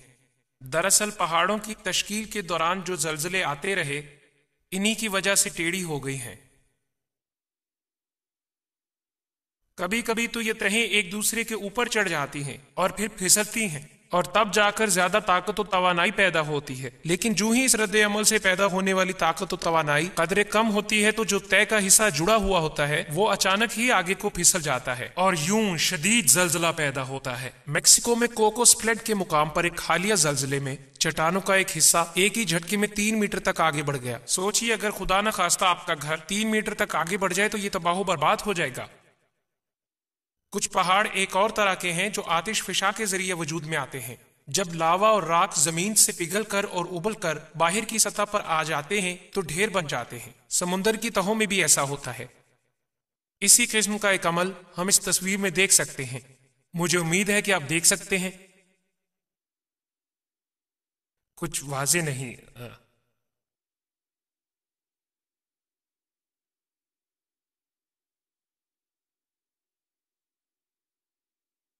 سمندر کی اوپر کی سطح جو یہاں ہے اور بر اعظم کی سطح یہ رہی۔ سمندر کی سطح بر اعظم کی سطح سے نیچے چلی جا رہی ہے اور یوں یہاں بھی پہاڑ پائے گئے ہیں۔ یہ آتش فشاں پہاڑ ہے۔ یہ ہے پگھلی ہوئی چٹان کا وہ مادہ جو آتش فشاں پہاڑ سے نکل رہا ہے۔ یہ دوسرا آتش فشاں ہے جو اسی طرح کا مادہ اگل رہا ہے۔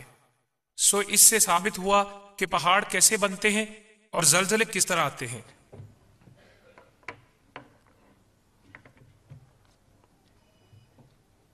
آتش فشانی کے اس عمل میں وہ چٹان جو پگھلنے کے رد عمل سے مارز وجود میں آتی ہے اور جب ٹھنڈی ہوتی ہے تو مؤثر ہونے کی بنا پر زمین میں دھس جاتی ہے اور یوں یہ دہنے کو بند کر دیتی ہے. یہ ایک پلگ کی طرح تو ہو سکتی ہے لیکن یہ جڑ نہیں، پر یہ پہاڑ کا بوجھ نہیں اٹھا سکتی.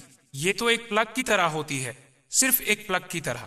یہی وجہ ہے کہ اس پلگ کے نیچے سے جب کبھی دباؤ بڑھتا ہے تو آتش فشاں پھٹ جاتا ہے، جیسا کہ جنوبی بحر الکاہل میں 1883 میں اس وقت ہوا جب ایک آتش فشاں پہاڑ پھٹ پڑا. ان تمام تر معلومات سے یہی نتیجہ نکلتا ہے جو ہم نے سلائیڈ کے ذریعے تصویروں میں دیکھا ہے کہ شروع سے لے کر اب تک پہاڑ تو در حقیقت خود ہی زلزلوں اور لرزنے کا باعث بنتے رہے ہیں. تو اس سے ثابت ہوا کہ یہ زلزلے پہاڑ کے بننے کے عمل سے ہی آتے رہے ہیں. جب تہیں ایک دوسرے سے پھسلتی ہیں تو زلزلے آتے ہیں، اسی طرح جب آتش فشاں پھٹتے ہیں تو بھی زلزلے آتے ہیں. یہ بات تو واضح ہے کہ محمد اور ان کے پیروکار ان آیات کی سمجھ بوجھ رکھتے تھے جن میں کہا گیا ہے کہ اللہ نے زمین کو لرزنے سے روکنے کے لیے پہاڑوں کو خیمے کی کھونٹیوں کی طرح گاڑ دیا. پہاڑوں کو زمین میں گاڑنا شاعرانہ تخیل تو ہو سکتا ہے، یہ دعویٰ کرنا کہ پہاڑ ہی زمین کو زلزلوں سے روکتے ہیں نہایت پیچیدہ معاملہ ہے، کیونکہ جدید سائنس اس سے مطابقت نہیں رکھتی. آئیے اب دیکھتے ہیں سورج کے متعلق کچھ بات کرتے ہیں. قرآن سورج کے متعلق کیا کہتا ہے؟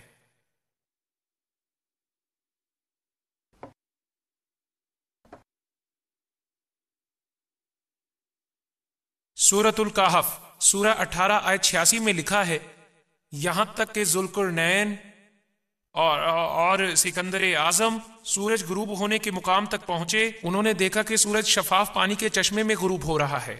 معافی چاہتا ہوں، 20ویں صدی کی سائنس میں سورج کسی بھی شفاف پانی کے چشمے میں غروب نہیں ہوتا. سورۃ الفرقان سورہ 25 کی آیت 45 تا 46 میں لکھا ہے کہ کیا تم نے اپنے مالک کی طرف دھیان نہیں دیا کہ وہ کیسے سائے کو طول دیتا ہے؟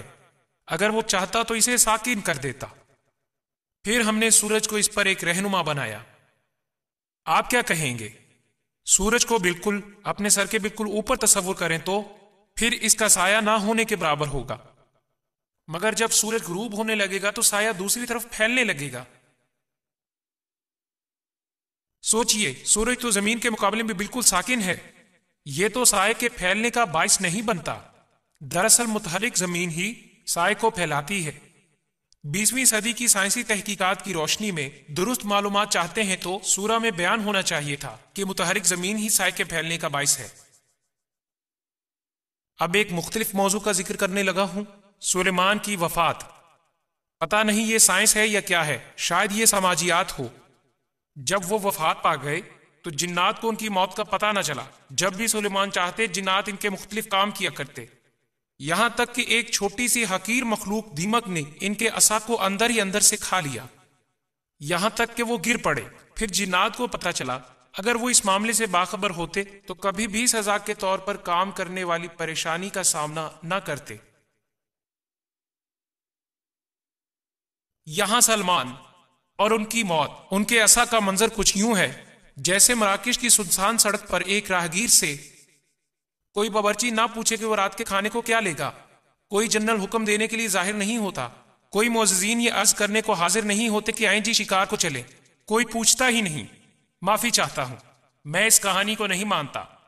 اس واقعے کو 20ویں صدی کی عمرانیات قبول نہیں کرے گی، 7ویں صدی کی بھی قبول نہیں کرے گی. اس دور میں بھی بادشاہ کو اکیلا نہیں چھوڑا جائے گا. آخر میں دودھ کا ذکر کرتے ہیں.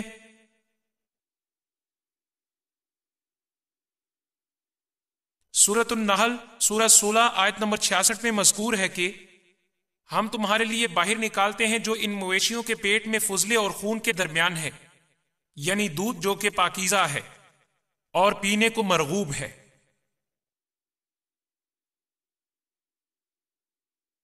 پیٹ میں جہاں آنتے ہیں، معاف کیجیے گا، 20ویں صدی کی جدید سائنس کی روح سے کیا آنتے واقعی ہی پیٹ میں ہوتی ہیں؟ تو پھر آنتے کہاں ہوتی ہیں؟ مگر دودھ والے غدود تو جلد کے اندر ہوتے ہیں. انسانوں میں جلد کے نیچے یہاں پر، اور جانوروں میں ان کی ٹانگوں کے درمیان جلد کے نیچے. کوئی تعلق نہیں. چھاتیوں اور آنتوں کا آپس میں کوئی تعلق نہیں، نہ ان کی آپس میں شکل و صورت ملتی ہے. فضلات پائے تو جسم کے اندر ہی جاتے ہیں، مگر ان کا بھی دودھ سے کوئی تعلق نہیں ہوتا، جانور اسے خارج کر دیتا ہے۔ اس سے یہ ظاہر ہوتا ہے کہ اس کا تعلق دودھ سے ہرگز نہیں۔ آخر میں دیکھتے ہیں اور اس بات پر غور کرتے ہیں۔ سورۃ الانعام سورہ نمبر 6 آیت نمبر 38 میں مذکور ہے، زمین پر ایسا کوئی جانور نہیں اور نہ ہی دو پروں سے اڑنے والی کوئی مخلوق جو تمہاری طرح معاشرت نہ رکھتی ہو۔ یہاں کہا گیا ہے کہ نہ کوئی زمین کا جانور، نہ کوئی اڑنے والا جاندار، اور پھر یہ بھی کہا گیا کہ یہ سب تمہاری طرح کی معاشرت رکھتے ہیں۔ میرا خیال ہے کہ قرآن یہاں ہم انسانوں سے مخاطب ہے۔ تو کچھ کیڑے مکوڑے ایسے بھی ہیں کہ جو ہی وہ ملاب سے فراغت پاتے ہیں تو ماں باپ کو کھا جاتی ہے۔ میں خوش ہوں کہ میری بیوی نے مجھے نہیں کھایا۔ یہاں تک کہ شہد کی مکھیوں میں فالتو اور نکمے نروں کو باہر پھینک دیا جاتا ہے کہ وہ جا کر مر جائیں۔ میں تو اس امر پر بھی خوش ہوں کہ 4 بچے پیدا ہونے کے بعد بھی مجھے گھر سے باہر نہیں پھینکا گیا۔ اب شیروں کا ذکر کرتے ہیں۔ جب کوئی شیر بوڑھا ہو جاتا ہے تو پھر ایک جوان شیر اس کو مادہ سے دور کر دیتا ہے اور اس مادہ پر قبضہ کر لیتا ہے، یعنی جوان شیر اس کی بیویاں لے لیتا ہے۔ اور پتہ ہے وہ بچوں کے ساتھ کیا کرتا ہے؟ وہ سب کے سب شیروں کو جان سے مار دیتا ہے۔ لہٰذا میرا خیال ہے کہ مذکورہ بالا نظریہ درست نہیں ہے۔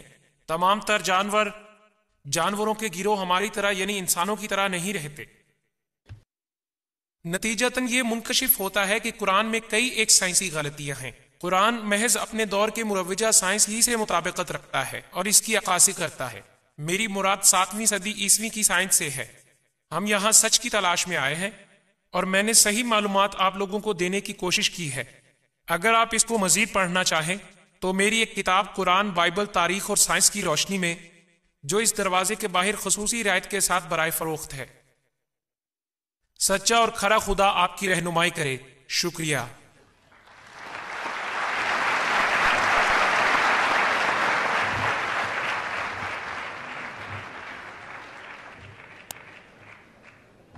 شکریہ ڈاکٹر کیمبل آپ کی خطاب دینے کا۔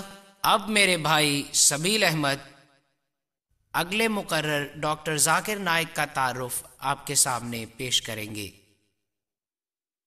السلام علیکم ورحمۃ اللہ۔ یہ میری خوش قسمتی ہے کہ میں ایک ایسے صاحب علم و حکمت کا تعارف کرا رہا ہوں، ڈاکٹر ذاکر عبد الکریم نائک۔ ان کی عمر 34 سال ہے۔ آپ Islamic research foundation Bombay Hindustan کے صدر ہیں۔ اگرچہ پیشے کے اعتبار سے وہ ڈاکٹر ہیں، ڈاکٹر ذاکر نائک ایک مقرر کے طور پر جانے جاتے ہیں جو اسلامی نقطہ نظر پیش کرنے میں کمال مہارت رکھتے ہیں۔ ڈاکٹر ذاکر نائک اسلام کے بارے میں شکوک و شبہات کو رفع دفع کرتے ہیں۔ وہ دلیل، منطق اور سائنسی حقائق کے حوالے سے قرآن، حدیث اور اسی طرح دوسری مذہبی کتابوں میں پائے گئے شکوک و شبہات اور ابہام کو دور کرتے ہیں۔ وہ اپنے ناقدانہ تجزیوں اور خطابات کے بعد عوام کی طرف سے اٹھائے گئے مشکل ترین سوالات کے جوابات دینے کے لیے بہت پسند کیے جاتے ہیں۔ پچھلے کئی سالوں سے وہ ہندوستان میں بہت سے عوامی خطبات دے چکے ہیں۔ اس کے علاوہ وہ دنیا میں 700 سے زائد لیکچر دے چکے ہیں۔ انہوں نے اسلام اور تقابل ادیان پر کئی کتابیں لکھی ہیں اور اسی طرح دیگر ممالک کے مختلف مذہبی اسکالرز کے ساتھ مل کر متعدد بحث و مباحثوں اور مذہبی مذاکروں میں شرکت فرما چکے ہیں۔ میں یہ اعلان کرنے کی اجازت چاہتا ہوں کہ دونوں مقرروں کی تقریروں کے بعد اور ان کے ایک دوسرے کو جوابی دور کے بعد ہم سوالات و جوابات کا ایک دور شروع کریں گے۔ جو لوگ دیر سے آئے ہیں وہ یاد رکھیں کہ ہم ان کے سوالات مائک پر اور انڈیکس کارڈ پر لیں گے۔ خواتین و حضرات، میں دعوت دیتا ہوں ڈاکٹر ذاکر نائک کو کہ وہ اپنے خیالات کا اظہار کریں۔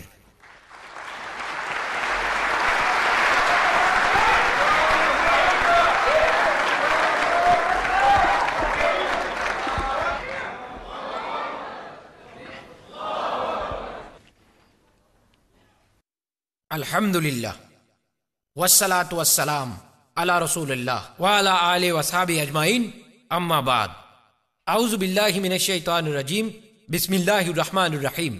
सानुरिहिम आयातिना फिल आफाकी वफी अनफुसिहिम हत्ता यतबैना लहुम अन्नहु हक़ अवलम यक्फ़ी बिरब्बिका अन्नहुम अला कुल्लि शैइन शहीद। बिस्मिल्लाहिर रहमानिर रहीम। रब्बि इश्रह ली सदरी वयस्सिर ली अमरी वहलुल उक़दतम मिन लिसानी यफ़क़हू क़ौली।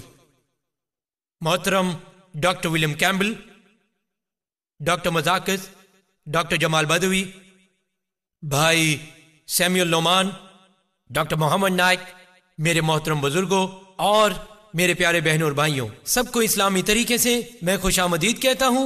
अस्सलामु अलैकुम व रहमतुल्लाहि व बरकातुहू।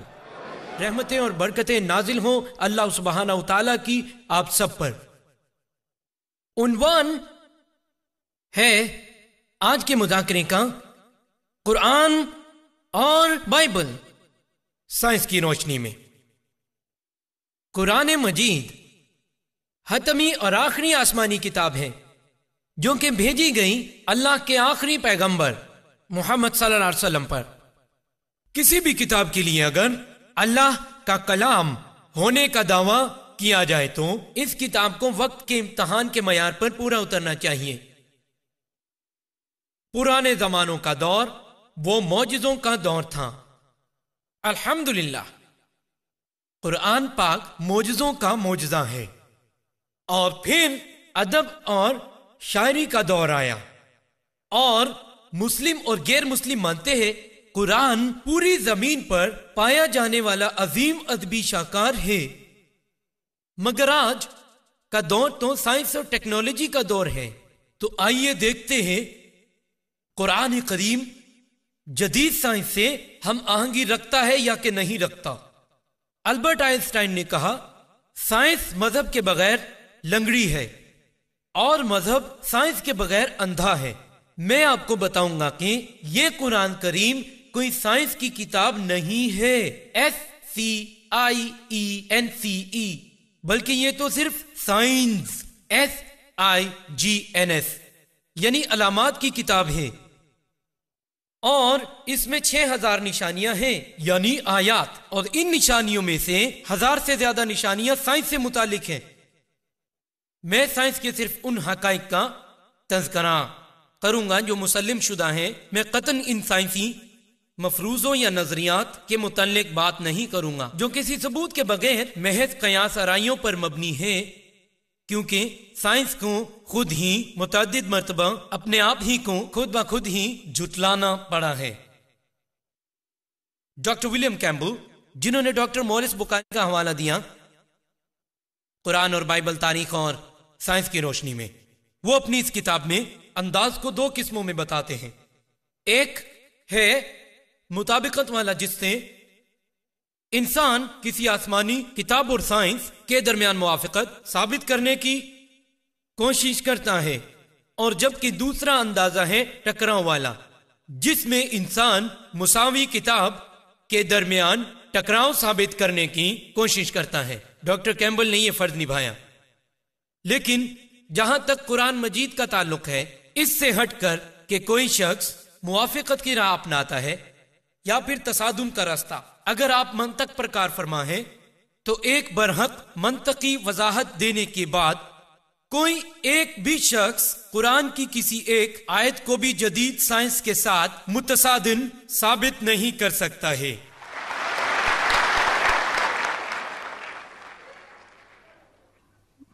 डॉक्टर विलियम कैम्बल ने तो कुरान की कई साइंसी गलतियों की निशानदही की है। मेरी ये मुकम्मल जिम्मेदारी है कि मैं इन इल्जामात का मुकम्मल तौर पर जवाब दूं। इन्होंने जो पहले खिताब करने को तरजीह दी, मैं अपनी तकरीर में इन इल्जामात को रद्द करूंगा। इनकी तकरीर के अहम हिस्से इल्म जैनन और इल्म अर्जियात के मुतालिक गुफ्तगू करूंगा, और मैं इंशाअल्लाह दीगर उमूर पर दौरान बहस अपनी मालूमात के मुताबिक दलाइल दूंगा। मैंने दोनों काम निपटाने हैं। मैं मौजू के साथ नाइंसाफी नहीं कर सकता। आज का मौजू है कुरान और बाइबल साइंस की रोशनी में। मैं एक किताब पर बात नहीं करूंगा। डॉक्टर विलियम कैम्बल ने तो बाइबल के 1 या 2 नुकात का हवाला दिया, मगर मैं इंशाअल्लाह दोनों पर बात करूंगा। इंशाअल्लाह मैं मौजू के साथ इंसाफ करना चाहता हूं। जहां तक कुरान करीम और जदीद साइंस का ताल्लुक है, माहिरीन फल्कियात ने दावा किया कि यह कायनात किस तरह वजूद में आई। تو انہوں نے جانا ماہرین کے دیے گئے نام کے مطابق اسے بگ بینگ کہتے ہیں۔ ان کا کہنا ہے کہ کائنات گیس و غبار کا بادل تھا جو کہ بعد میں کسی بہت ہی بڑے دھماکے سے جدا ہوا، جس کی کہکشائیں ستارے، سورج، چاند اور یہ زمین ہے۔ یہی معلومات علم و حکمت سے بھرے قرآن مجید میں یوں بیان کی گئی ہیں۔ سورہ نمبر 21 آیت نمبر 30 میں کہا گیا ہے، اولم یر الذین کفروا، کیا کافر نہیں دیکھتے، ان السماوات والارض کانت رتقهما، کہ آسمان اور زمین باہم جڑے ہوئے تھے اور ہم نے انہیں توڑ کر دو کر دیا۔ ان معلومات پر غور کریں جو اس دور میں منظر عام پر آئی ہیں، جن کا ذکر قرآن میں 1400 سال پہلے کیا گیا ہے۔ جب میں اسکول میں تھا تو میں نے پڑھا کہ سورج زمین کے حوالے سے ساکن ہے، زمین اور چاند اپنے محور کے گرد گردش کرتے ہیں مگر سورج ساکن ہے۔ لیکن جب میں نے قرآن کی آیت کو پڑھا، لکھا تھا سورۃ الانبیاء سورہ نمبر 21 آیت نمبر 33 میں لکھا ہے، هو الذی خلق اللیل والنہار، اللہ ہی ہے جس نے دن اور رات بنائے، والشمس والقمر، سورج اور چاند، کل فی فلک یسبحون، ہر ایک اپنے حساب مقرر سے چل رہا ہے۔ اب الحمدللہ جدید سائنس نے قرآن کے اس بیان کو ثابت کر دیا۔ عربی لفظ جو قرآن میں استعمال ہوا وہ یسبحون ہے، جو کہ ایک متحرک شے کی حرکت کو بیان کرتا ہے۔ اس سے مراد آسمانی چیز لی جائے تو اس کا مطلب ہے کہ وہ آسمانی شے محوری گردش کر رہی ہے۔ قرآن بھی یہی بیان کرتا ہے کہ سورج اور چاند اپنے اپنے محور کے گرد گردش کر رہے ہیں۔ آج کہیں جا کر معلوم ہوا کہ سورج تقریباً 25 دنوں میں اپنا چکر مکمل کرتا ہے۔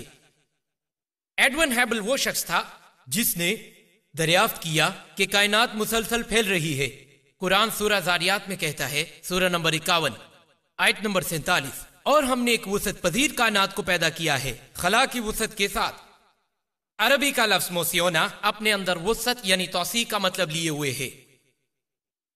علم فلکیات کے حوالے سے ڈاکٹر ولیم کیمبل نے جو تذکرہ کیا ہے میں اسے رد کروں گا انشاءاللہ۔ پانی کے دور کے متعلق ڈاکٹر ولیم کیمبل نے نشاندہی کی ہے۔ یہاں پر قرآن اس پانی کے چکر کو تفصیل سے بیان کرتا ہے۔ ڈاکٹر کیمبل نے تو صرف 4 عوامل بیان کیے ہیں، انہوں نے 4A اور 4B پیش کیا ہیں، جبکہ 4B کی سلائیڈ بھی نہیں دکھائے گی، نہ جانے کیوں۔ اس میں ذکر ہے ڈرپلینیشن کا، پانی کے جدول کا، شاید وہ بھول گئے ہیں اس لیے کہ بائبل میں اس کا ذکر نہیں ہے۔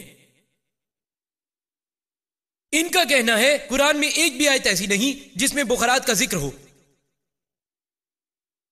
قرآن کہتا ہے سورہ طارق میں سورہ نمبر 86 آیت نمبر 11، وجہ السماء، آسمان کے پلٹنے کی صلاحیت کے ذریعے۔ تقریباً سبھی مفسرین نے کہا ہے کہ وہ کہتے ہیں یہ آیت جو کہ سورہ طارق کی سورہ 86 آیت نمبر 11 میں ہے، یعنی کہ آسمان کو پلٹنے کی صلاحیت بارش کا باعث بنتی ہے، بخارات ہی تو ہے۔ ڈاکٹر ولیم کیمبل جو عربی جانتے ہیں کہہ سکتے ہیں کہ اللہ سبحانہ وتعالی نے اس کا ذکر کیوں نہیں کیا؟ وَالسَّمَاءِ ذَاتِ الْمَطَرِ کا مطلب ہے آسمان کو پلٹانے کی صلاحیت بارش کا باعث بنتی ہے، اللہ نے اس کا ذکر کیوں نہیں کیا؟ آئیے اب دیکھتے ہیں اللہ نے اپنی اس مسئلے کا ذکر کیوں نہیں کیا، کیونکہ اب ہمیں پتہ چل چکا ہے کہ زمین کے گرد اوزون کی تہ بارش کے لوٹانے کے علاوہ کافی کچھ فائدہ مند مادے اور توانائی بھی بارش کے ساتھ مل کر زمین کی طرف واپس آتے ہیں، جن سب کی دنیا میں رہنے والے انسانوں کو ضرورت ہے۔ بارش ہی زمین کی طرف نہیں آتی۔ آج ہمیں معلوم ہوتا ہے یہاں تک کہ وہ ساری لہریں جو ٹیلی فون کے نظام کو اور ٹیلی ویژن کو، ریڈیو کو چلاتی ہیں، جس سے ہم ٹی وی دیکھتے ہیں، ہم رابطہ کرتے ہیں، ہم ریڈیو سنتے ہیں، اور اس کے علاوہ یہی طے بیرونی خلا کی نقصان دہ شعاؤں کو پلٹاتی ہیں اور جذب بھی کرتی ہیں۔ مثال کے طور پر سورج کی روشنی، سورج کی روشنی کی الٹرا وائلٹ شعاعیں آئنوسفیئر میں جذب ہو جاتی ہے۔ اگر ایسا نہیں ہوتا تو کرۂ ارض پر زمین کا وجود ختم ہو جاتا۔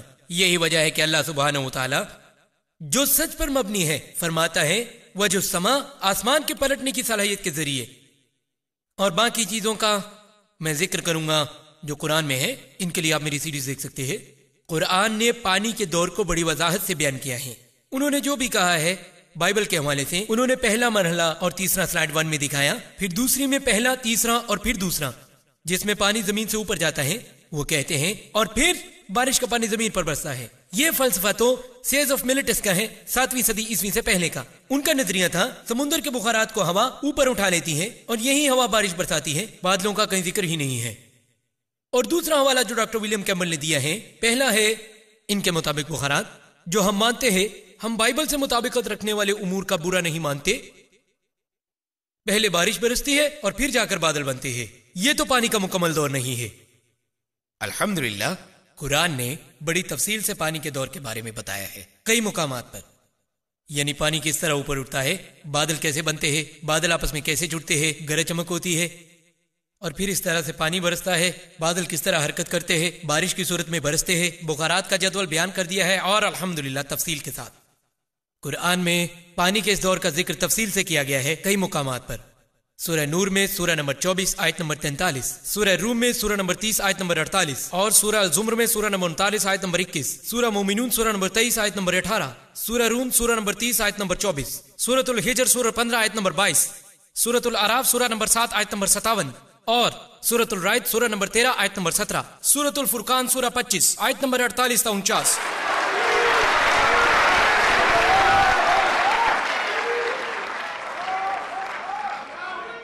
سورۃ الفاتر سورہ 35 آیت نمبر 9، سورہ یاسین سورہ نمبر 36 آیت نمبر 34، اور سورہ جاسیہ سورہ نمبر 45 آیت نمبر 5، سورۃ القاف سورہ نمبر 50 آیت نمبر 9، سورۃ الواقعہ سورہ نمبر 56 آیت نمبر 68 تا 70، کئی مقامات پر، سورۃ الملک سورہ نمبر 67 آیت نمبر 30۔ قرآن کریم کئی مقامات پر پانی کے دور کو تفصیل سے بیان کرتا ہے۔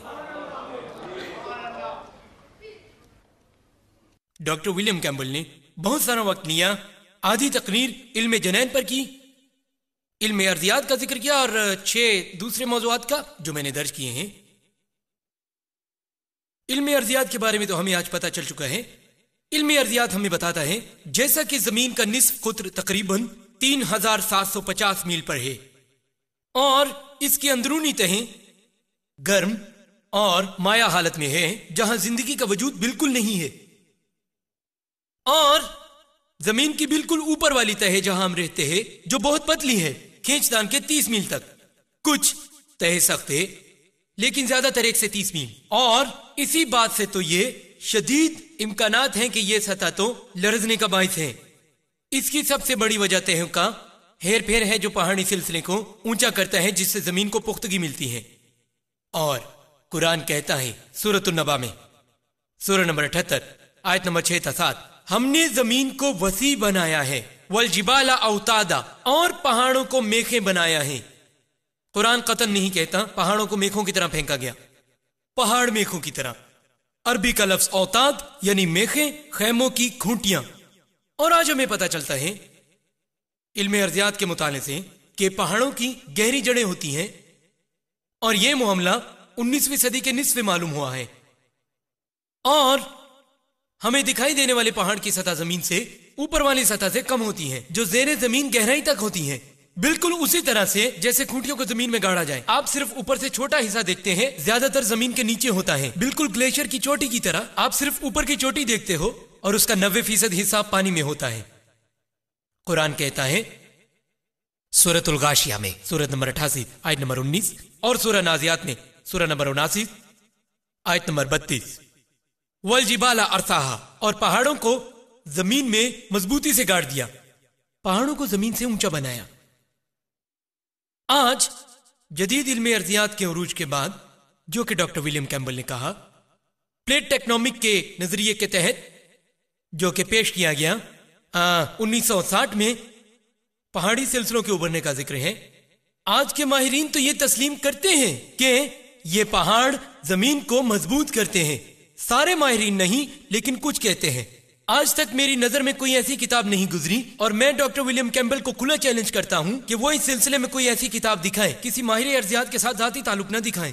یہ نہیں کہا جا سکتا کہ ڈاکٹر کیت مور کی کہی ہوئی بات سچی ہے یا کوئی سچی دستاویز ہے۔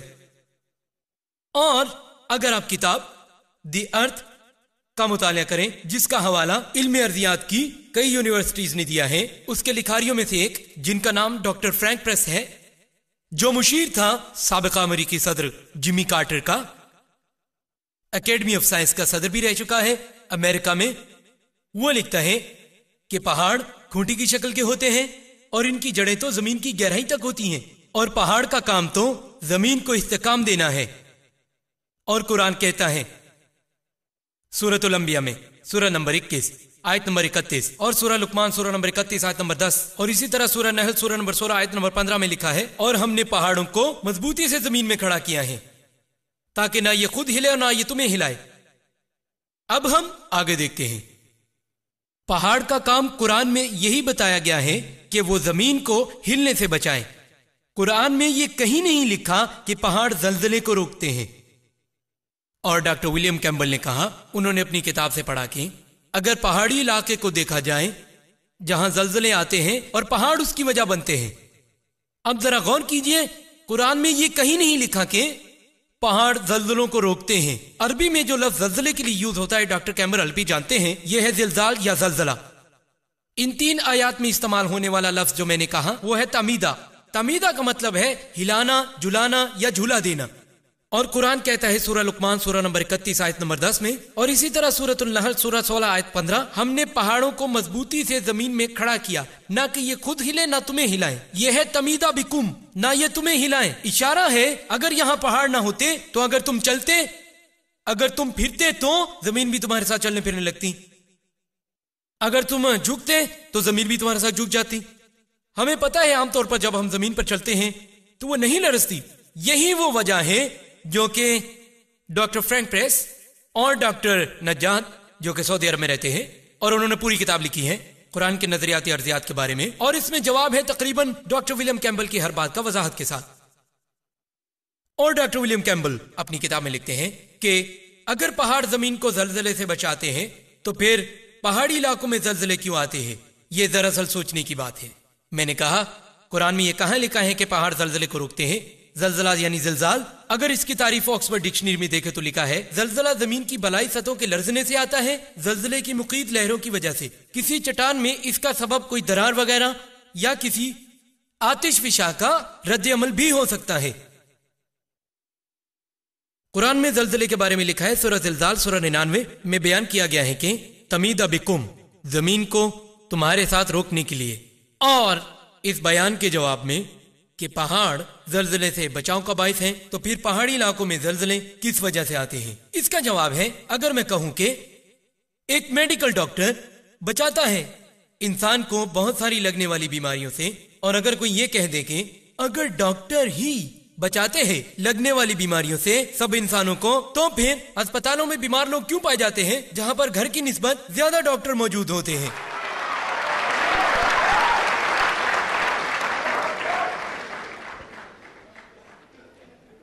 سمندر کے علم کے بارے میں قرآن کریم فرماتا ہے سورۃ الفرقان سورہ نمبر 25 آیت نمبر 53 میں ہے، یہ اللہ ہی ہے جس نے پانی کے بہتے ہوئے 2 دھارے بنائے، ایک میٹھے پانی کے قابل اور دوسرا نمکین اور کڑوا، وہ آپس میں ملتے ہیں لیکن گھلتے نہیں، ان کے درمیان ایک رکاوٹ ڈال دی گئی ہے جو ان کو گھلنے نہیں دیتی۔ قرآن کہتا ہے سورہ رحمان سورہ نمبر 55 آیت نمبر 19-20، مرج البحرین یلتقیان بینہما برزخ لا یبغیان، یہ اللہ ہی ہے جس نے پانی کے 2 دھارے آزاد چھوڑ رکھے ہیں، وہ آپس میں ملتے ہیں مگر گھلتے نہیں، ان کے درمیان ایک حد فاصل ہے جسے عبور کرنے کی اجازت نہیں۔ پہلے ہو سکتا ہے کہ مترجمین کا خیال ہو کہ قرآن کی اس سے مراد کیا ہے؟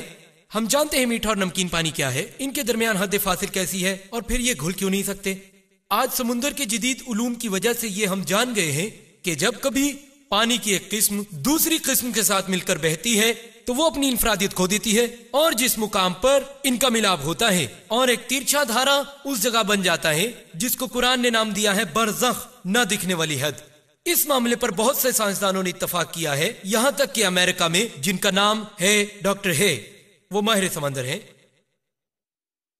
ڈاکٹر ولیم کیمبل اپنی کتاب میں لکھتے ہیں کہ یہ ایک عجیب و غریب واقعہ ہے۔ اس دور کے مشیروں کو پتا تھا کہ پانی کی 2 قسمیں ہوتی ہیں، میٹھا اور نمکین، سو حضرت محمد ملک شام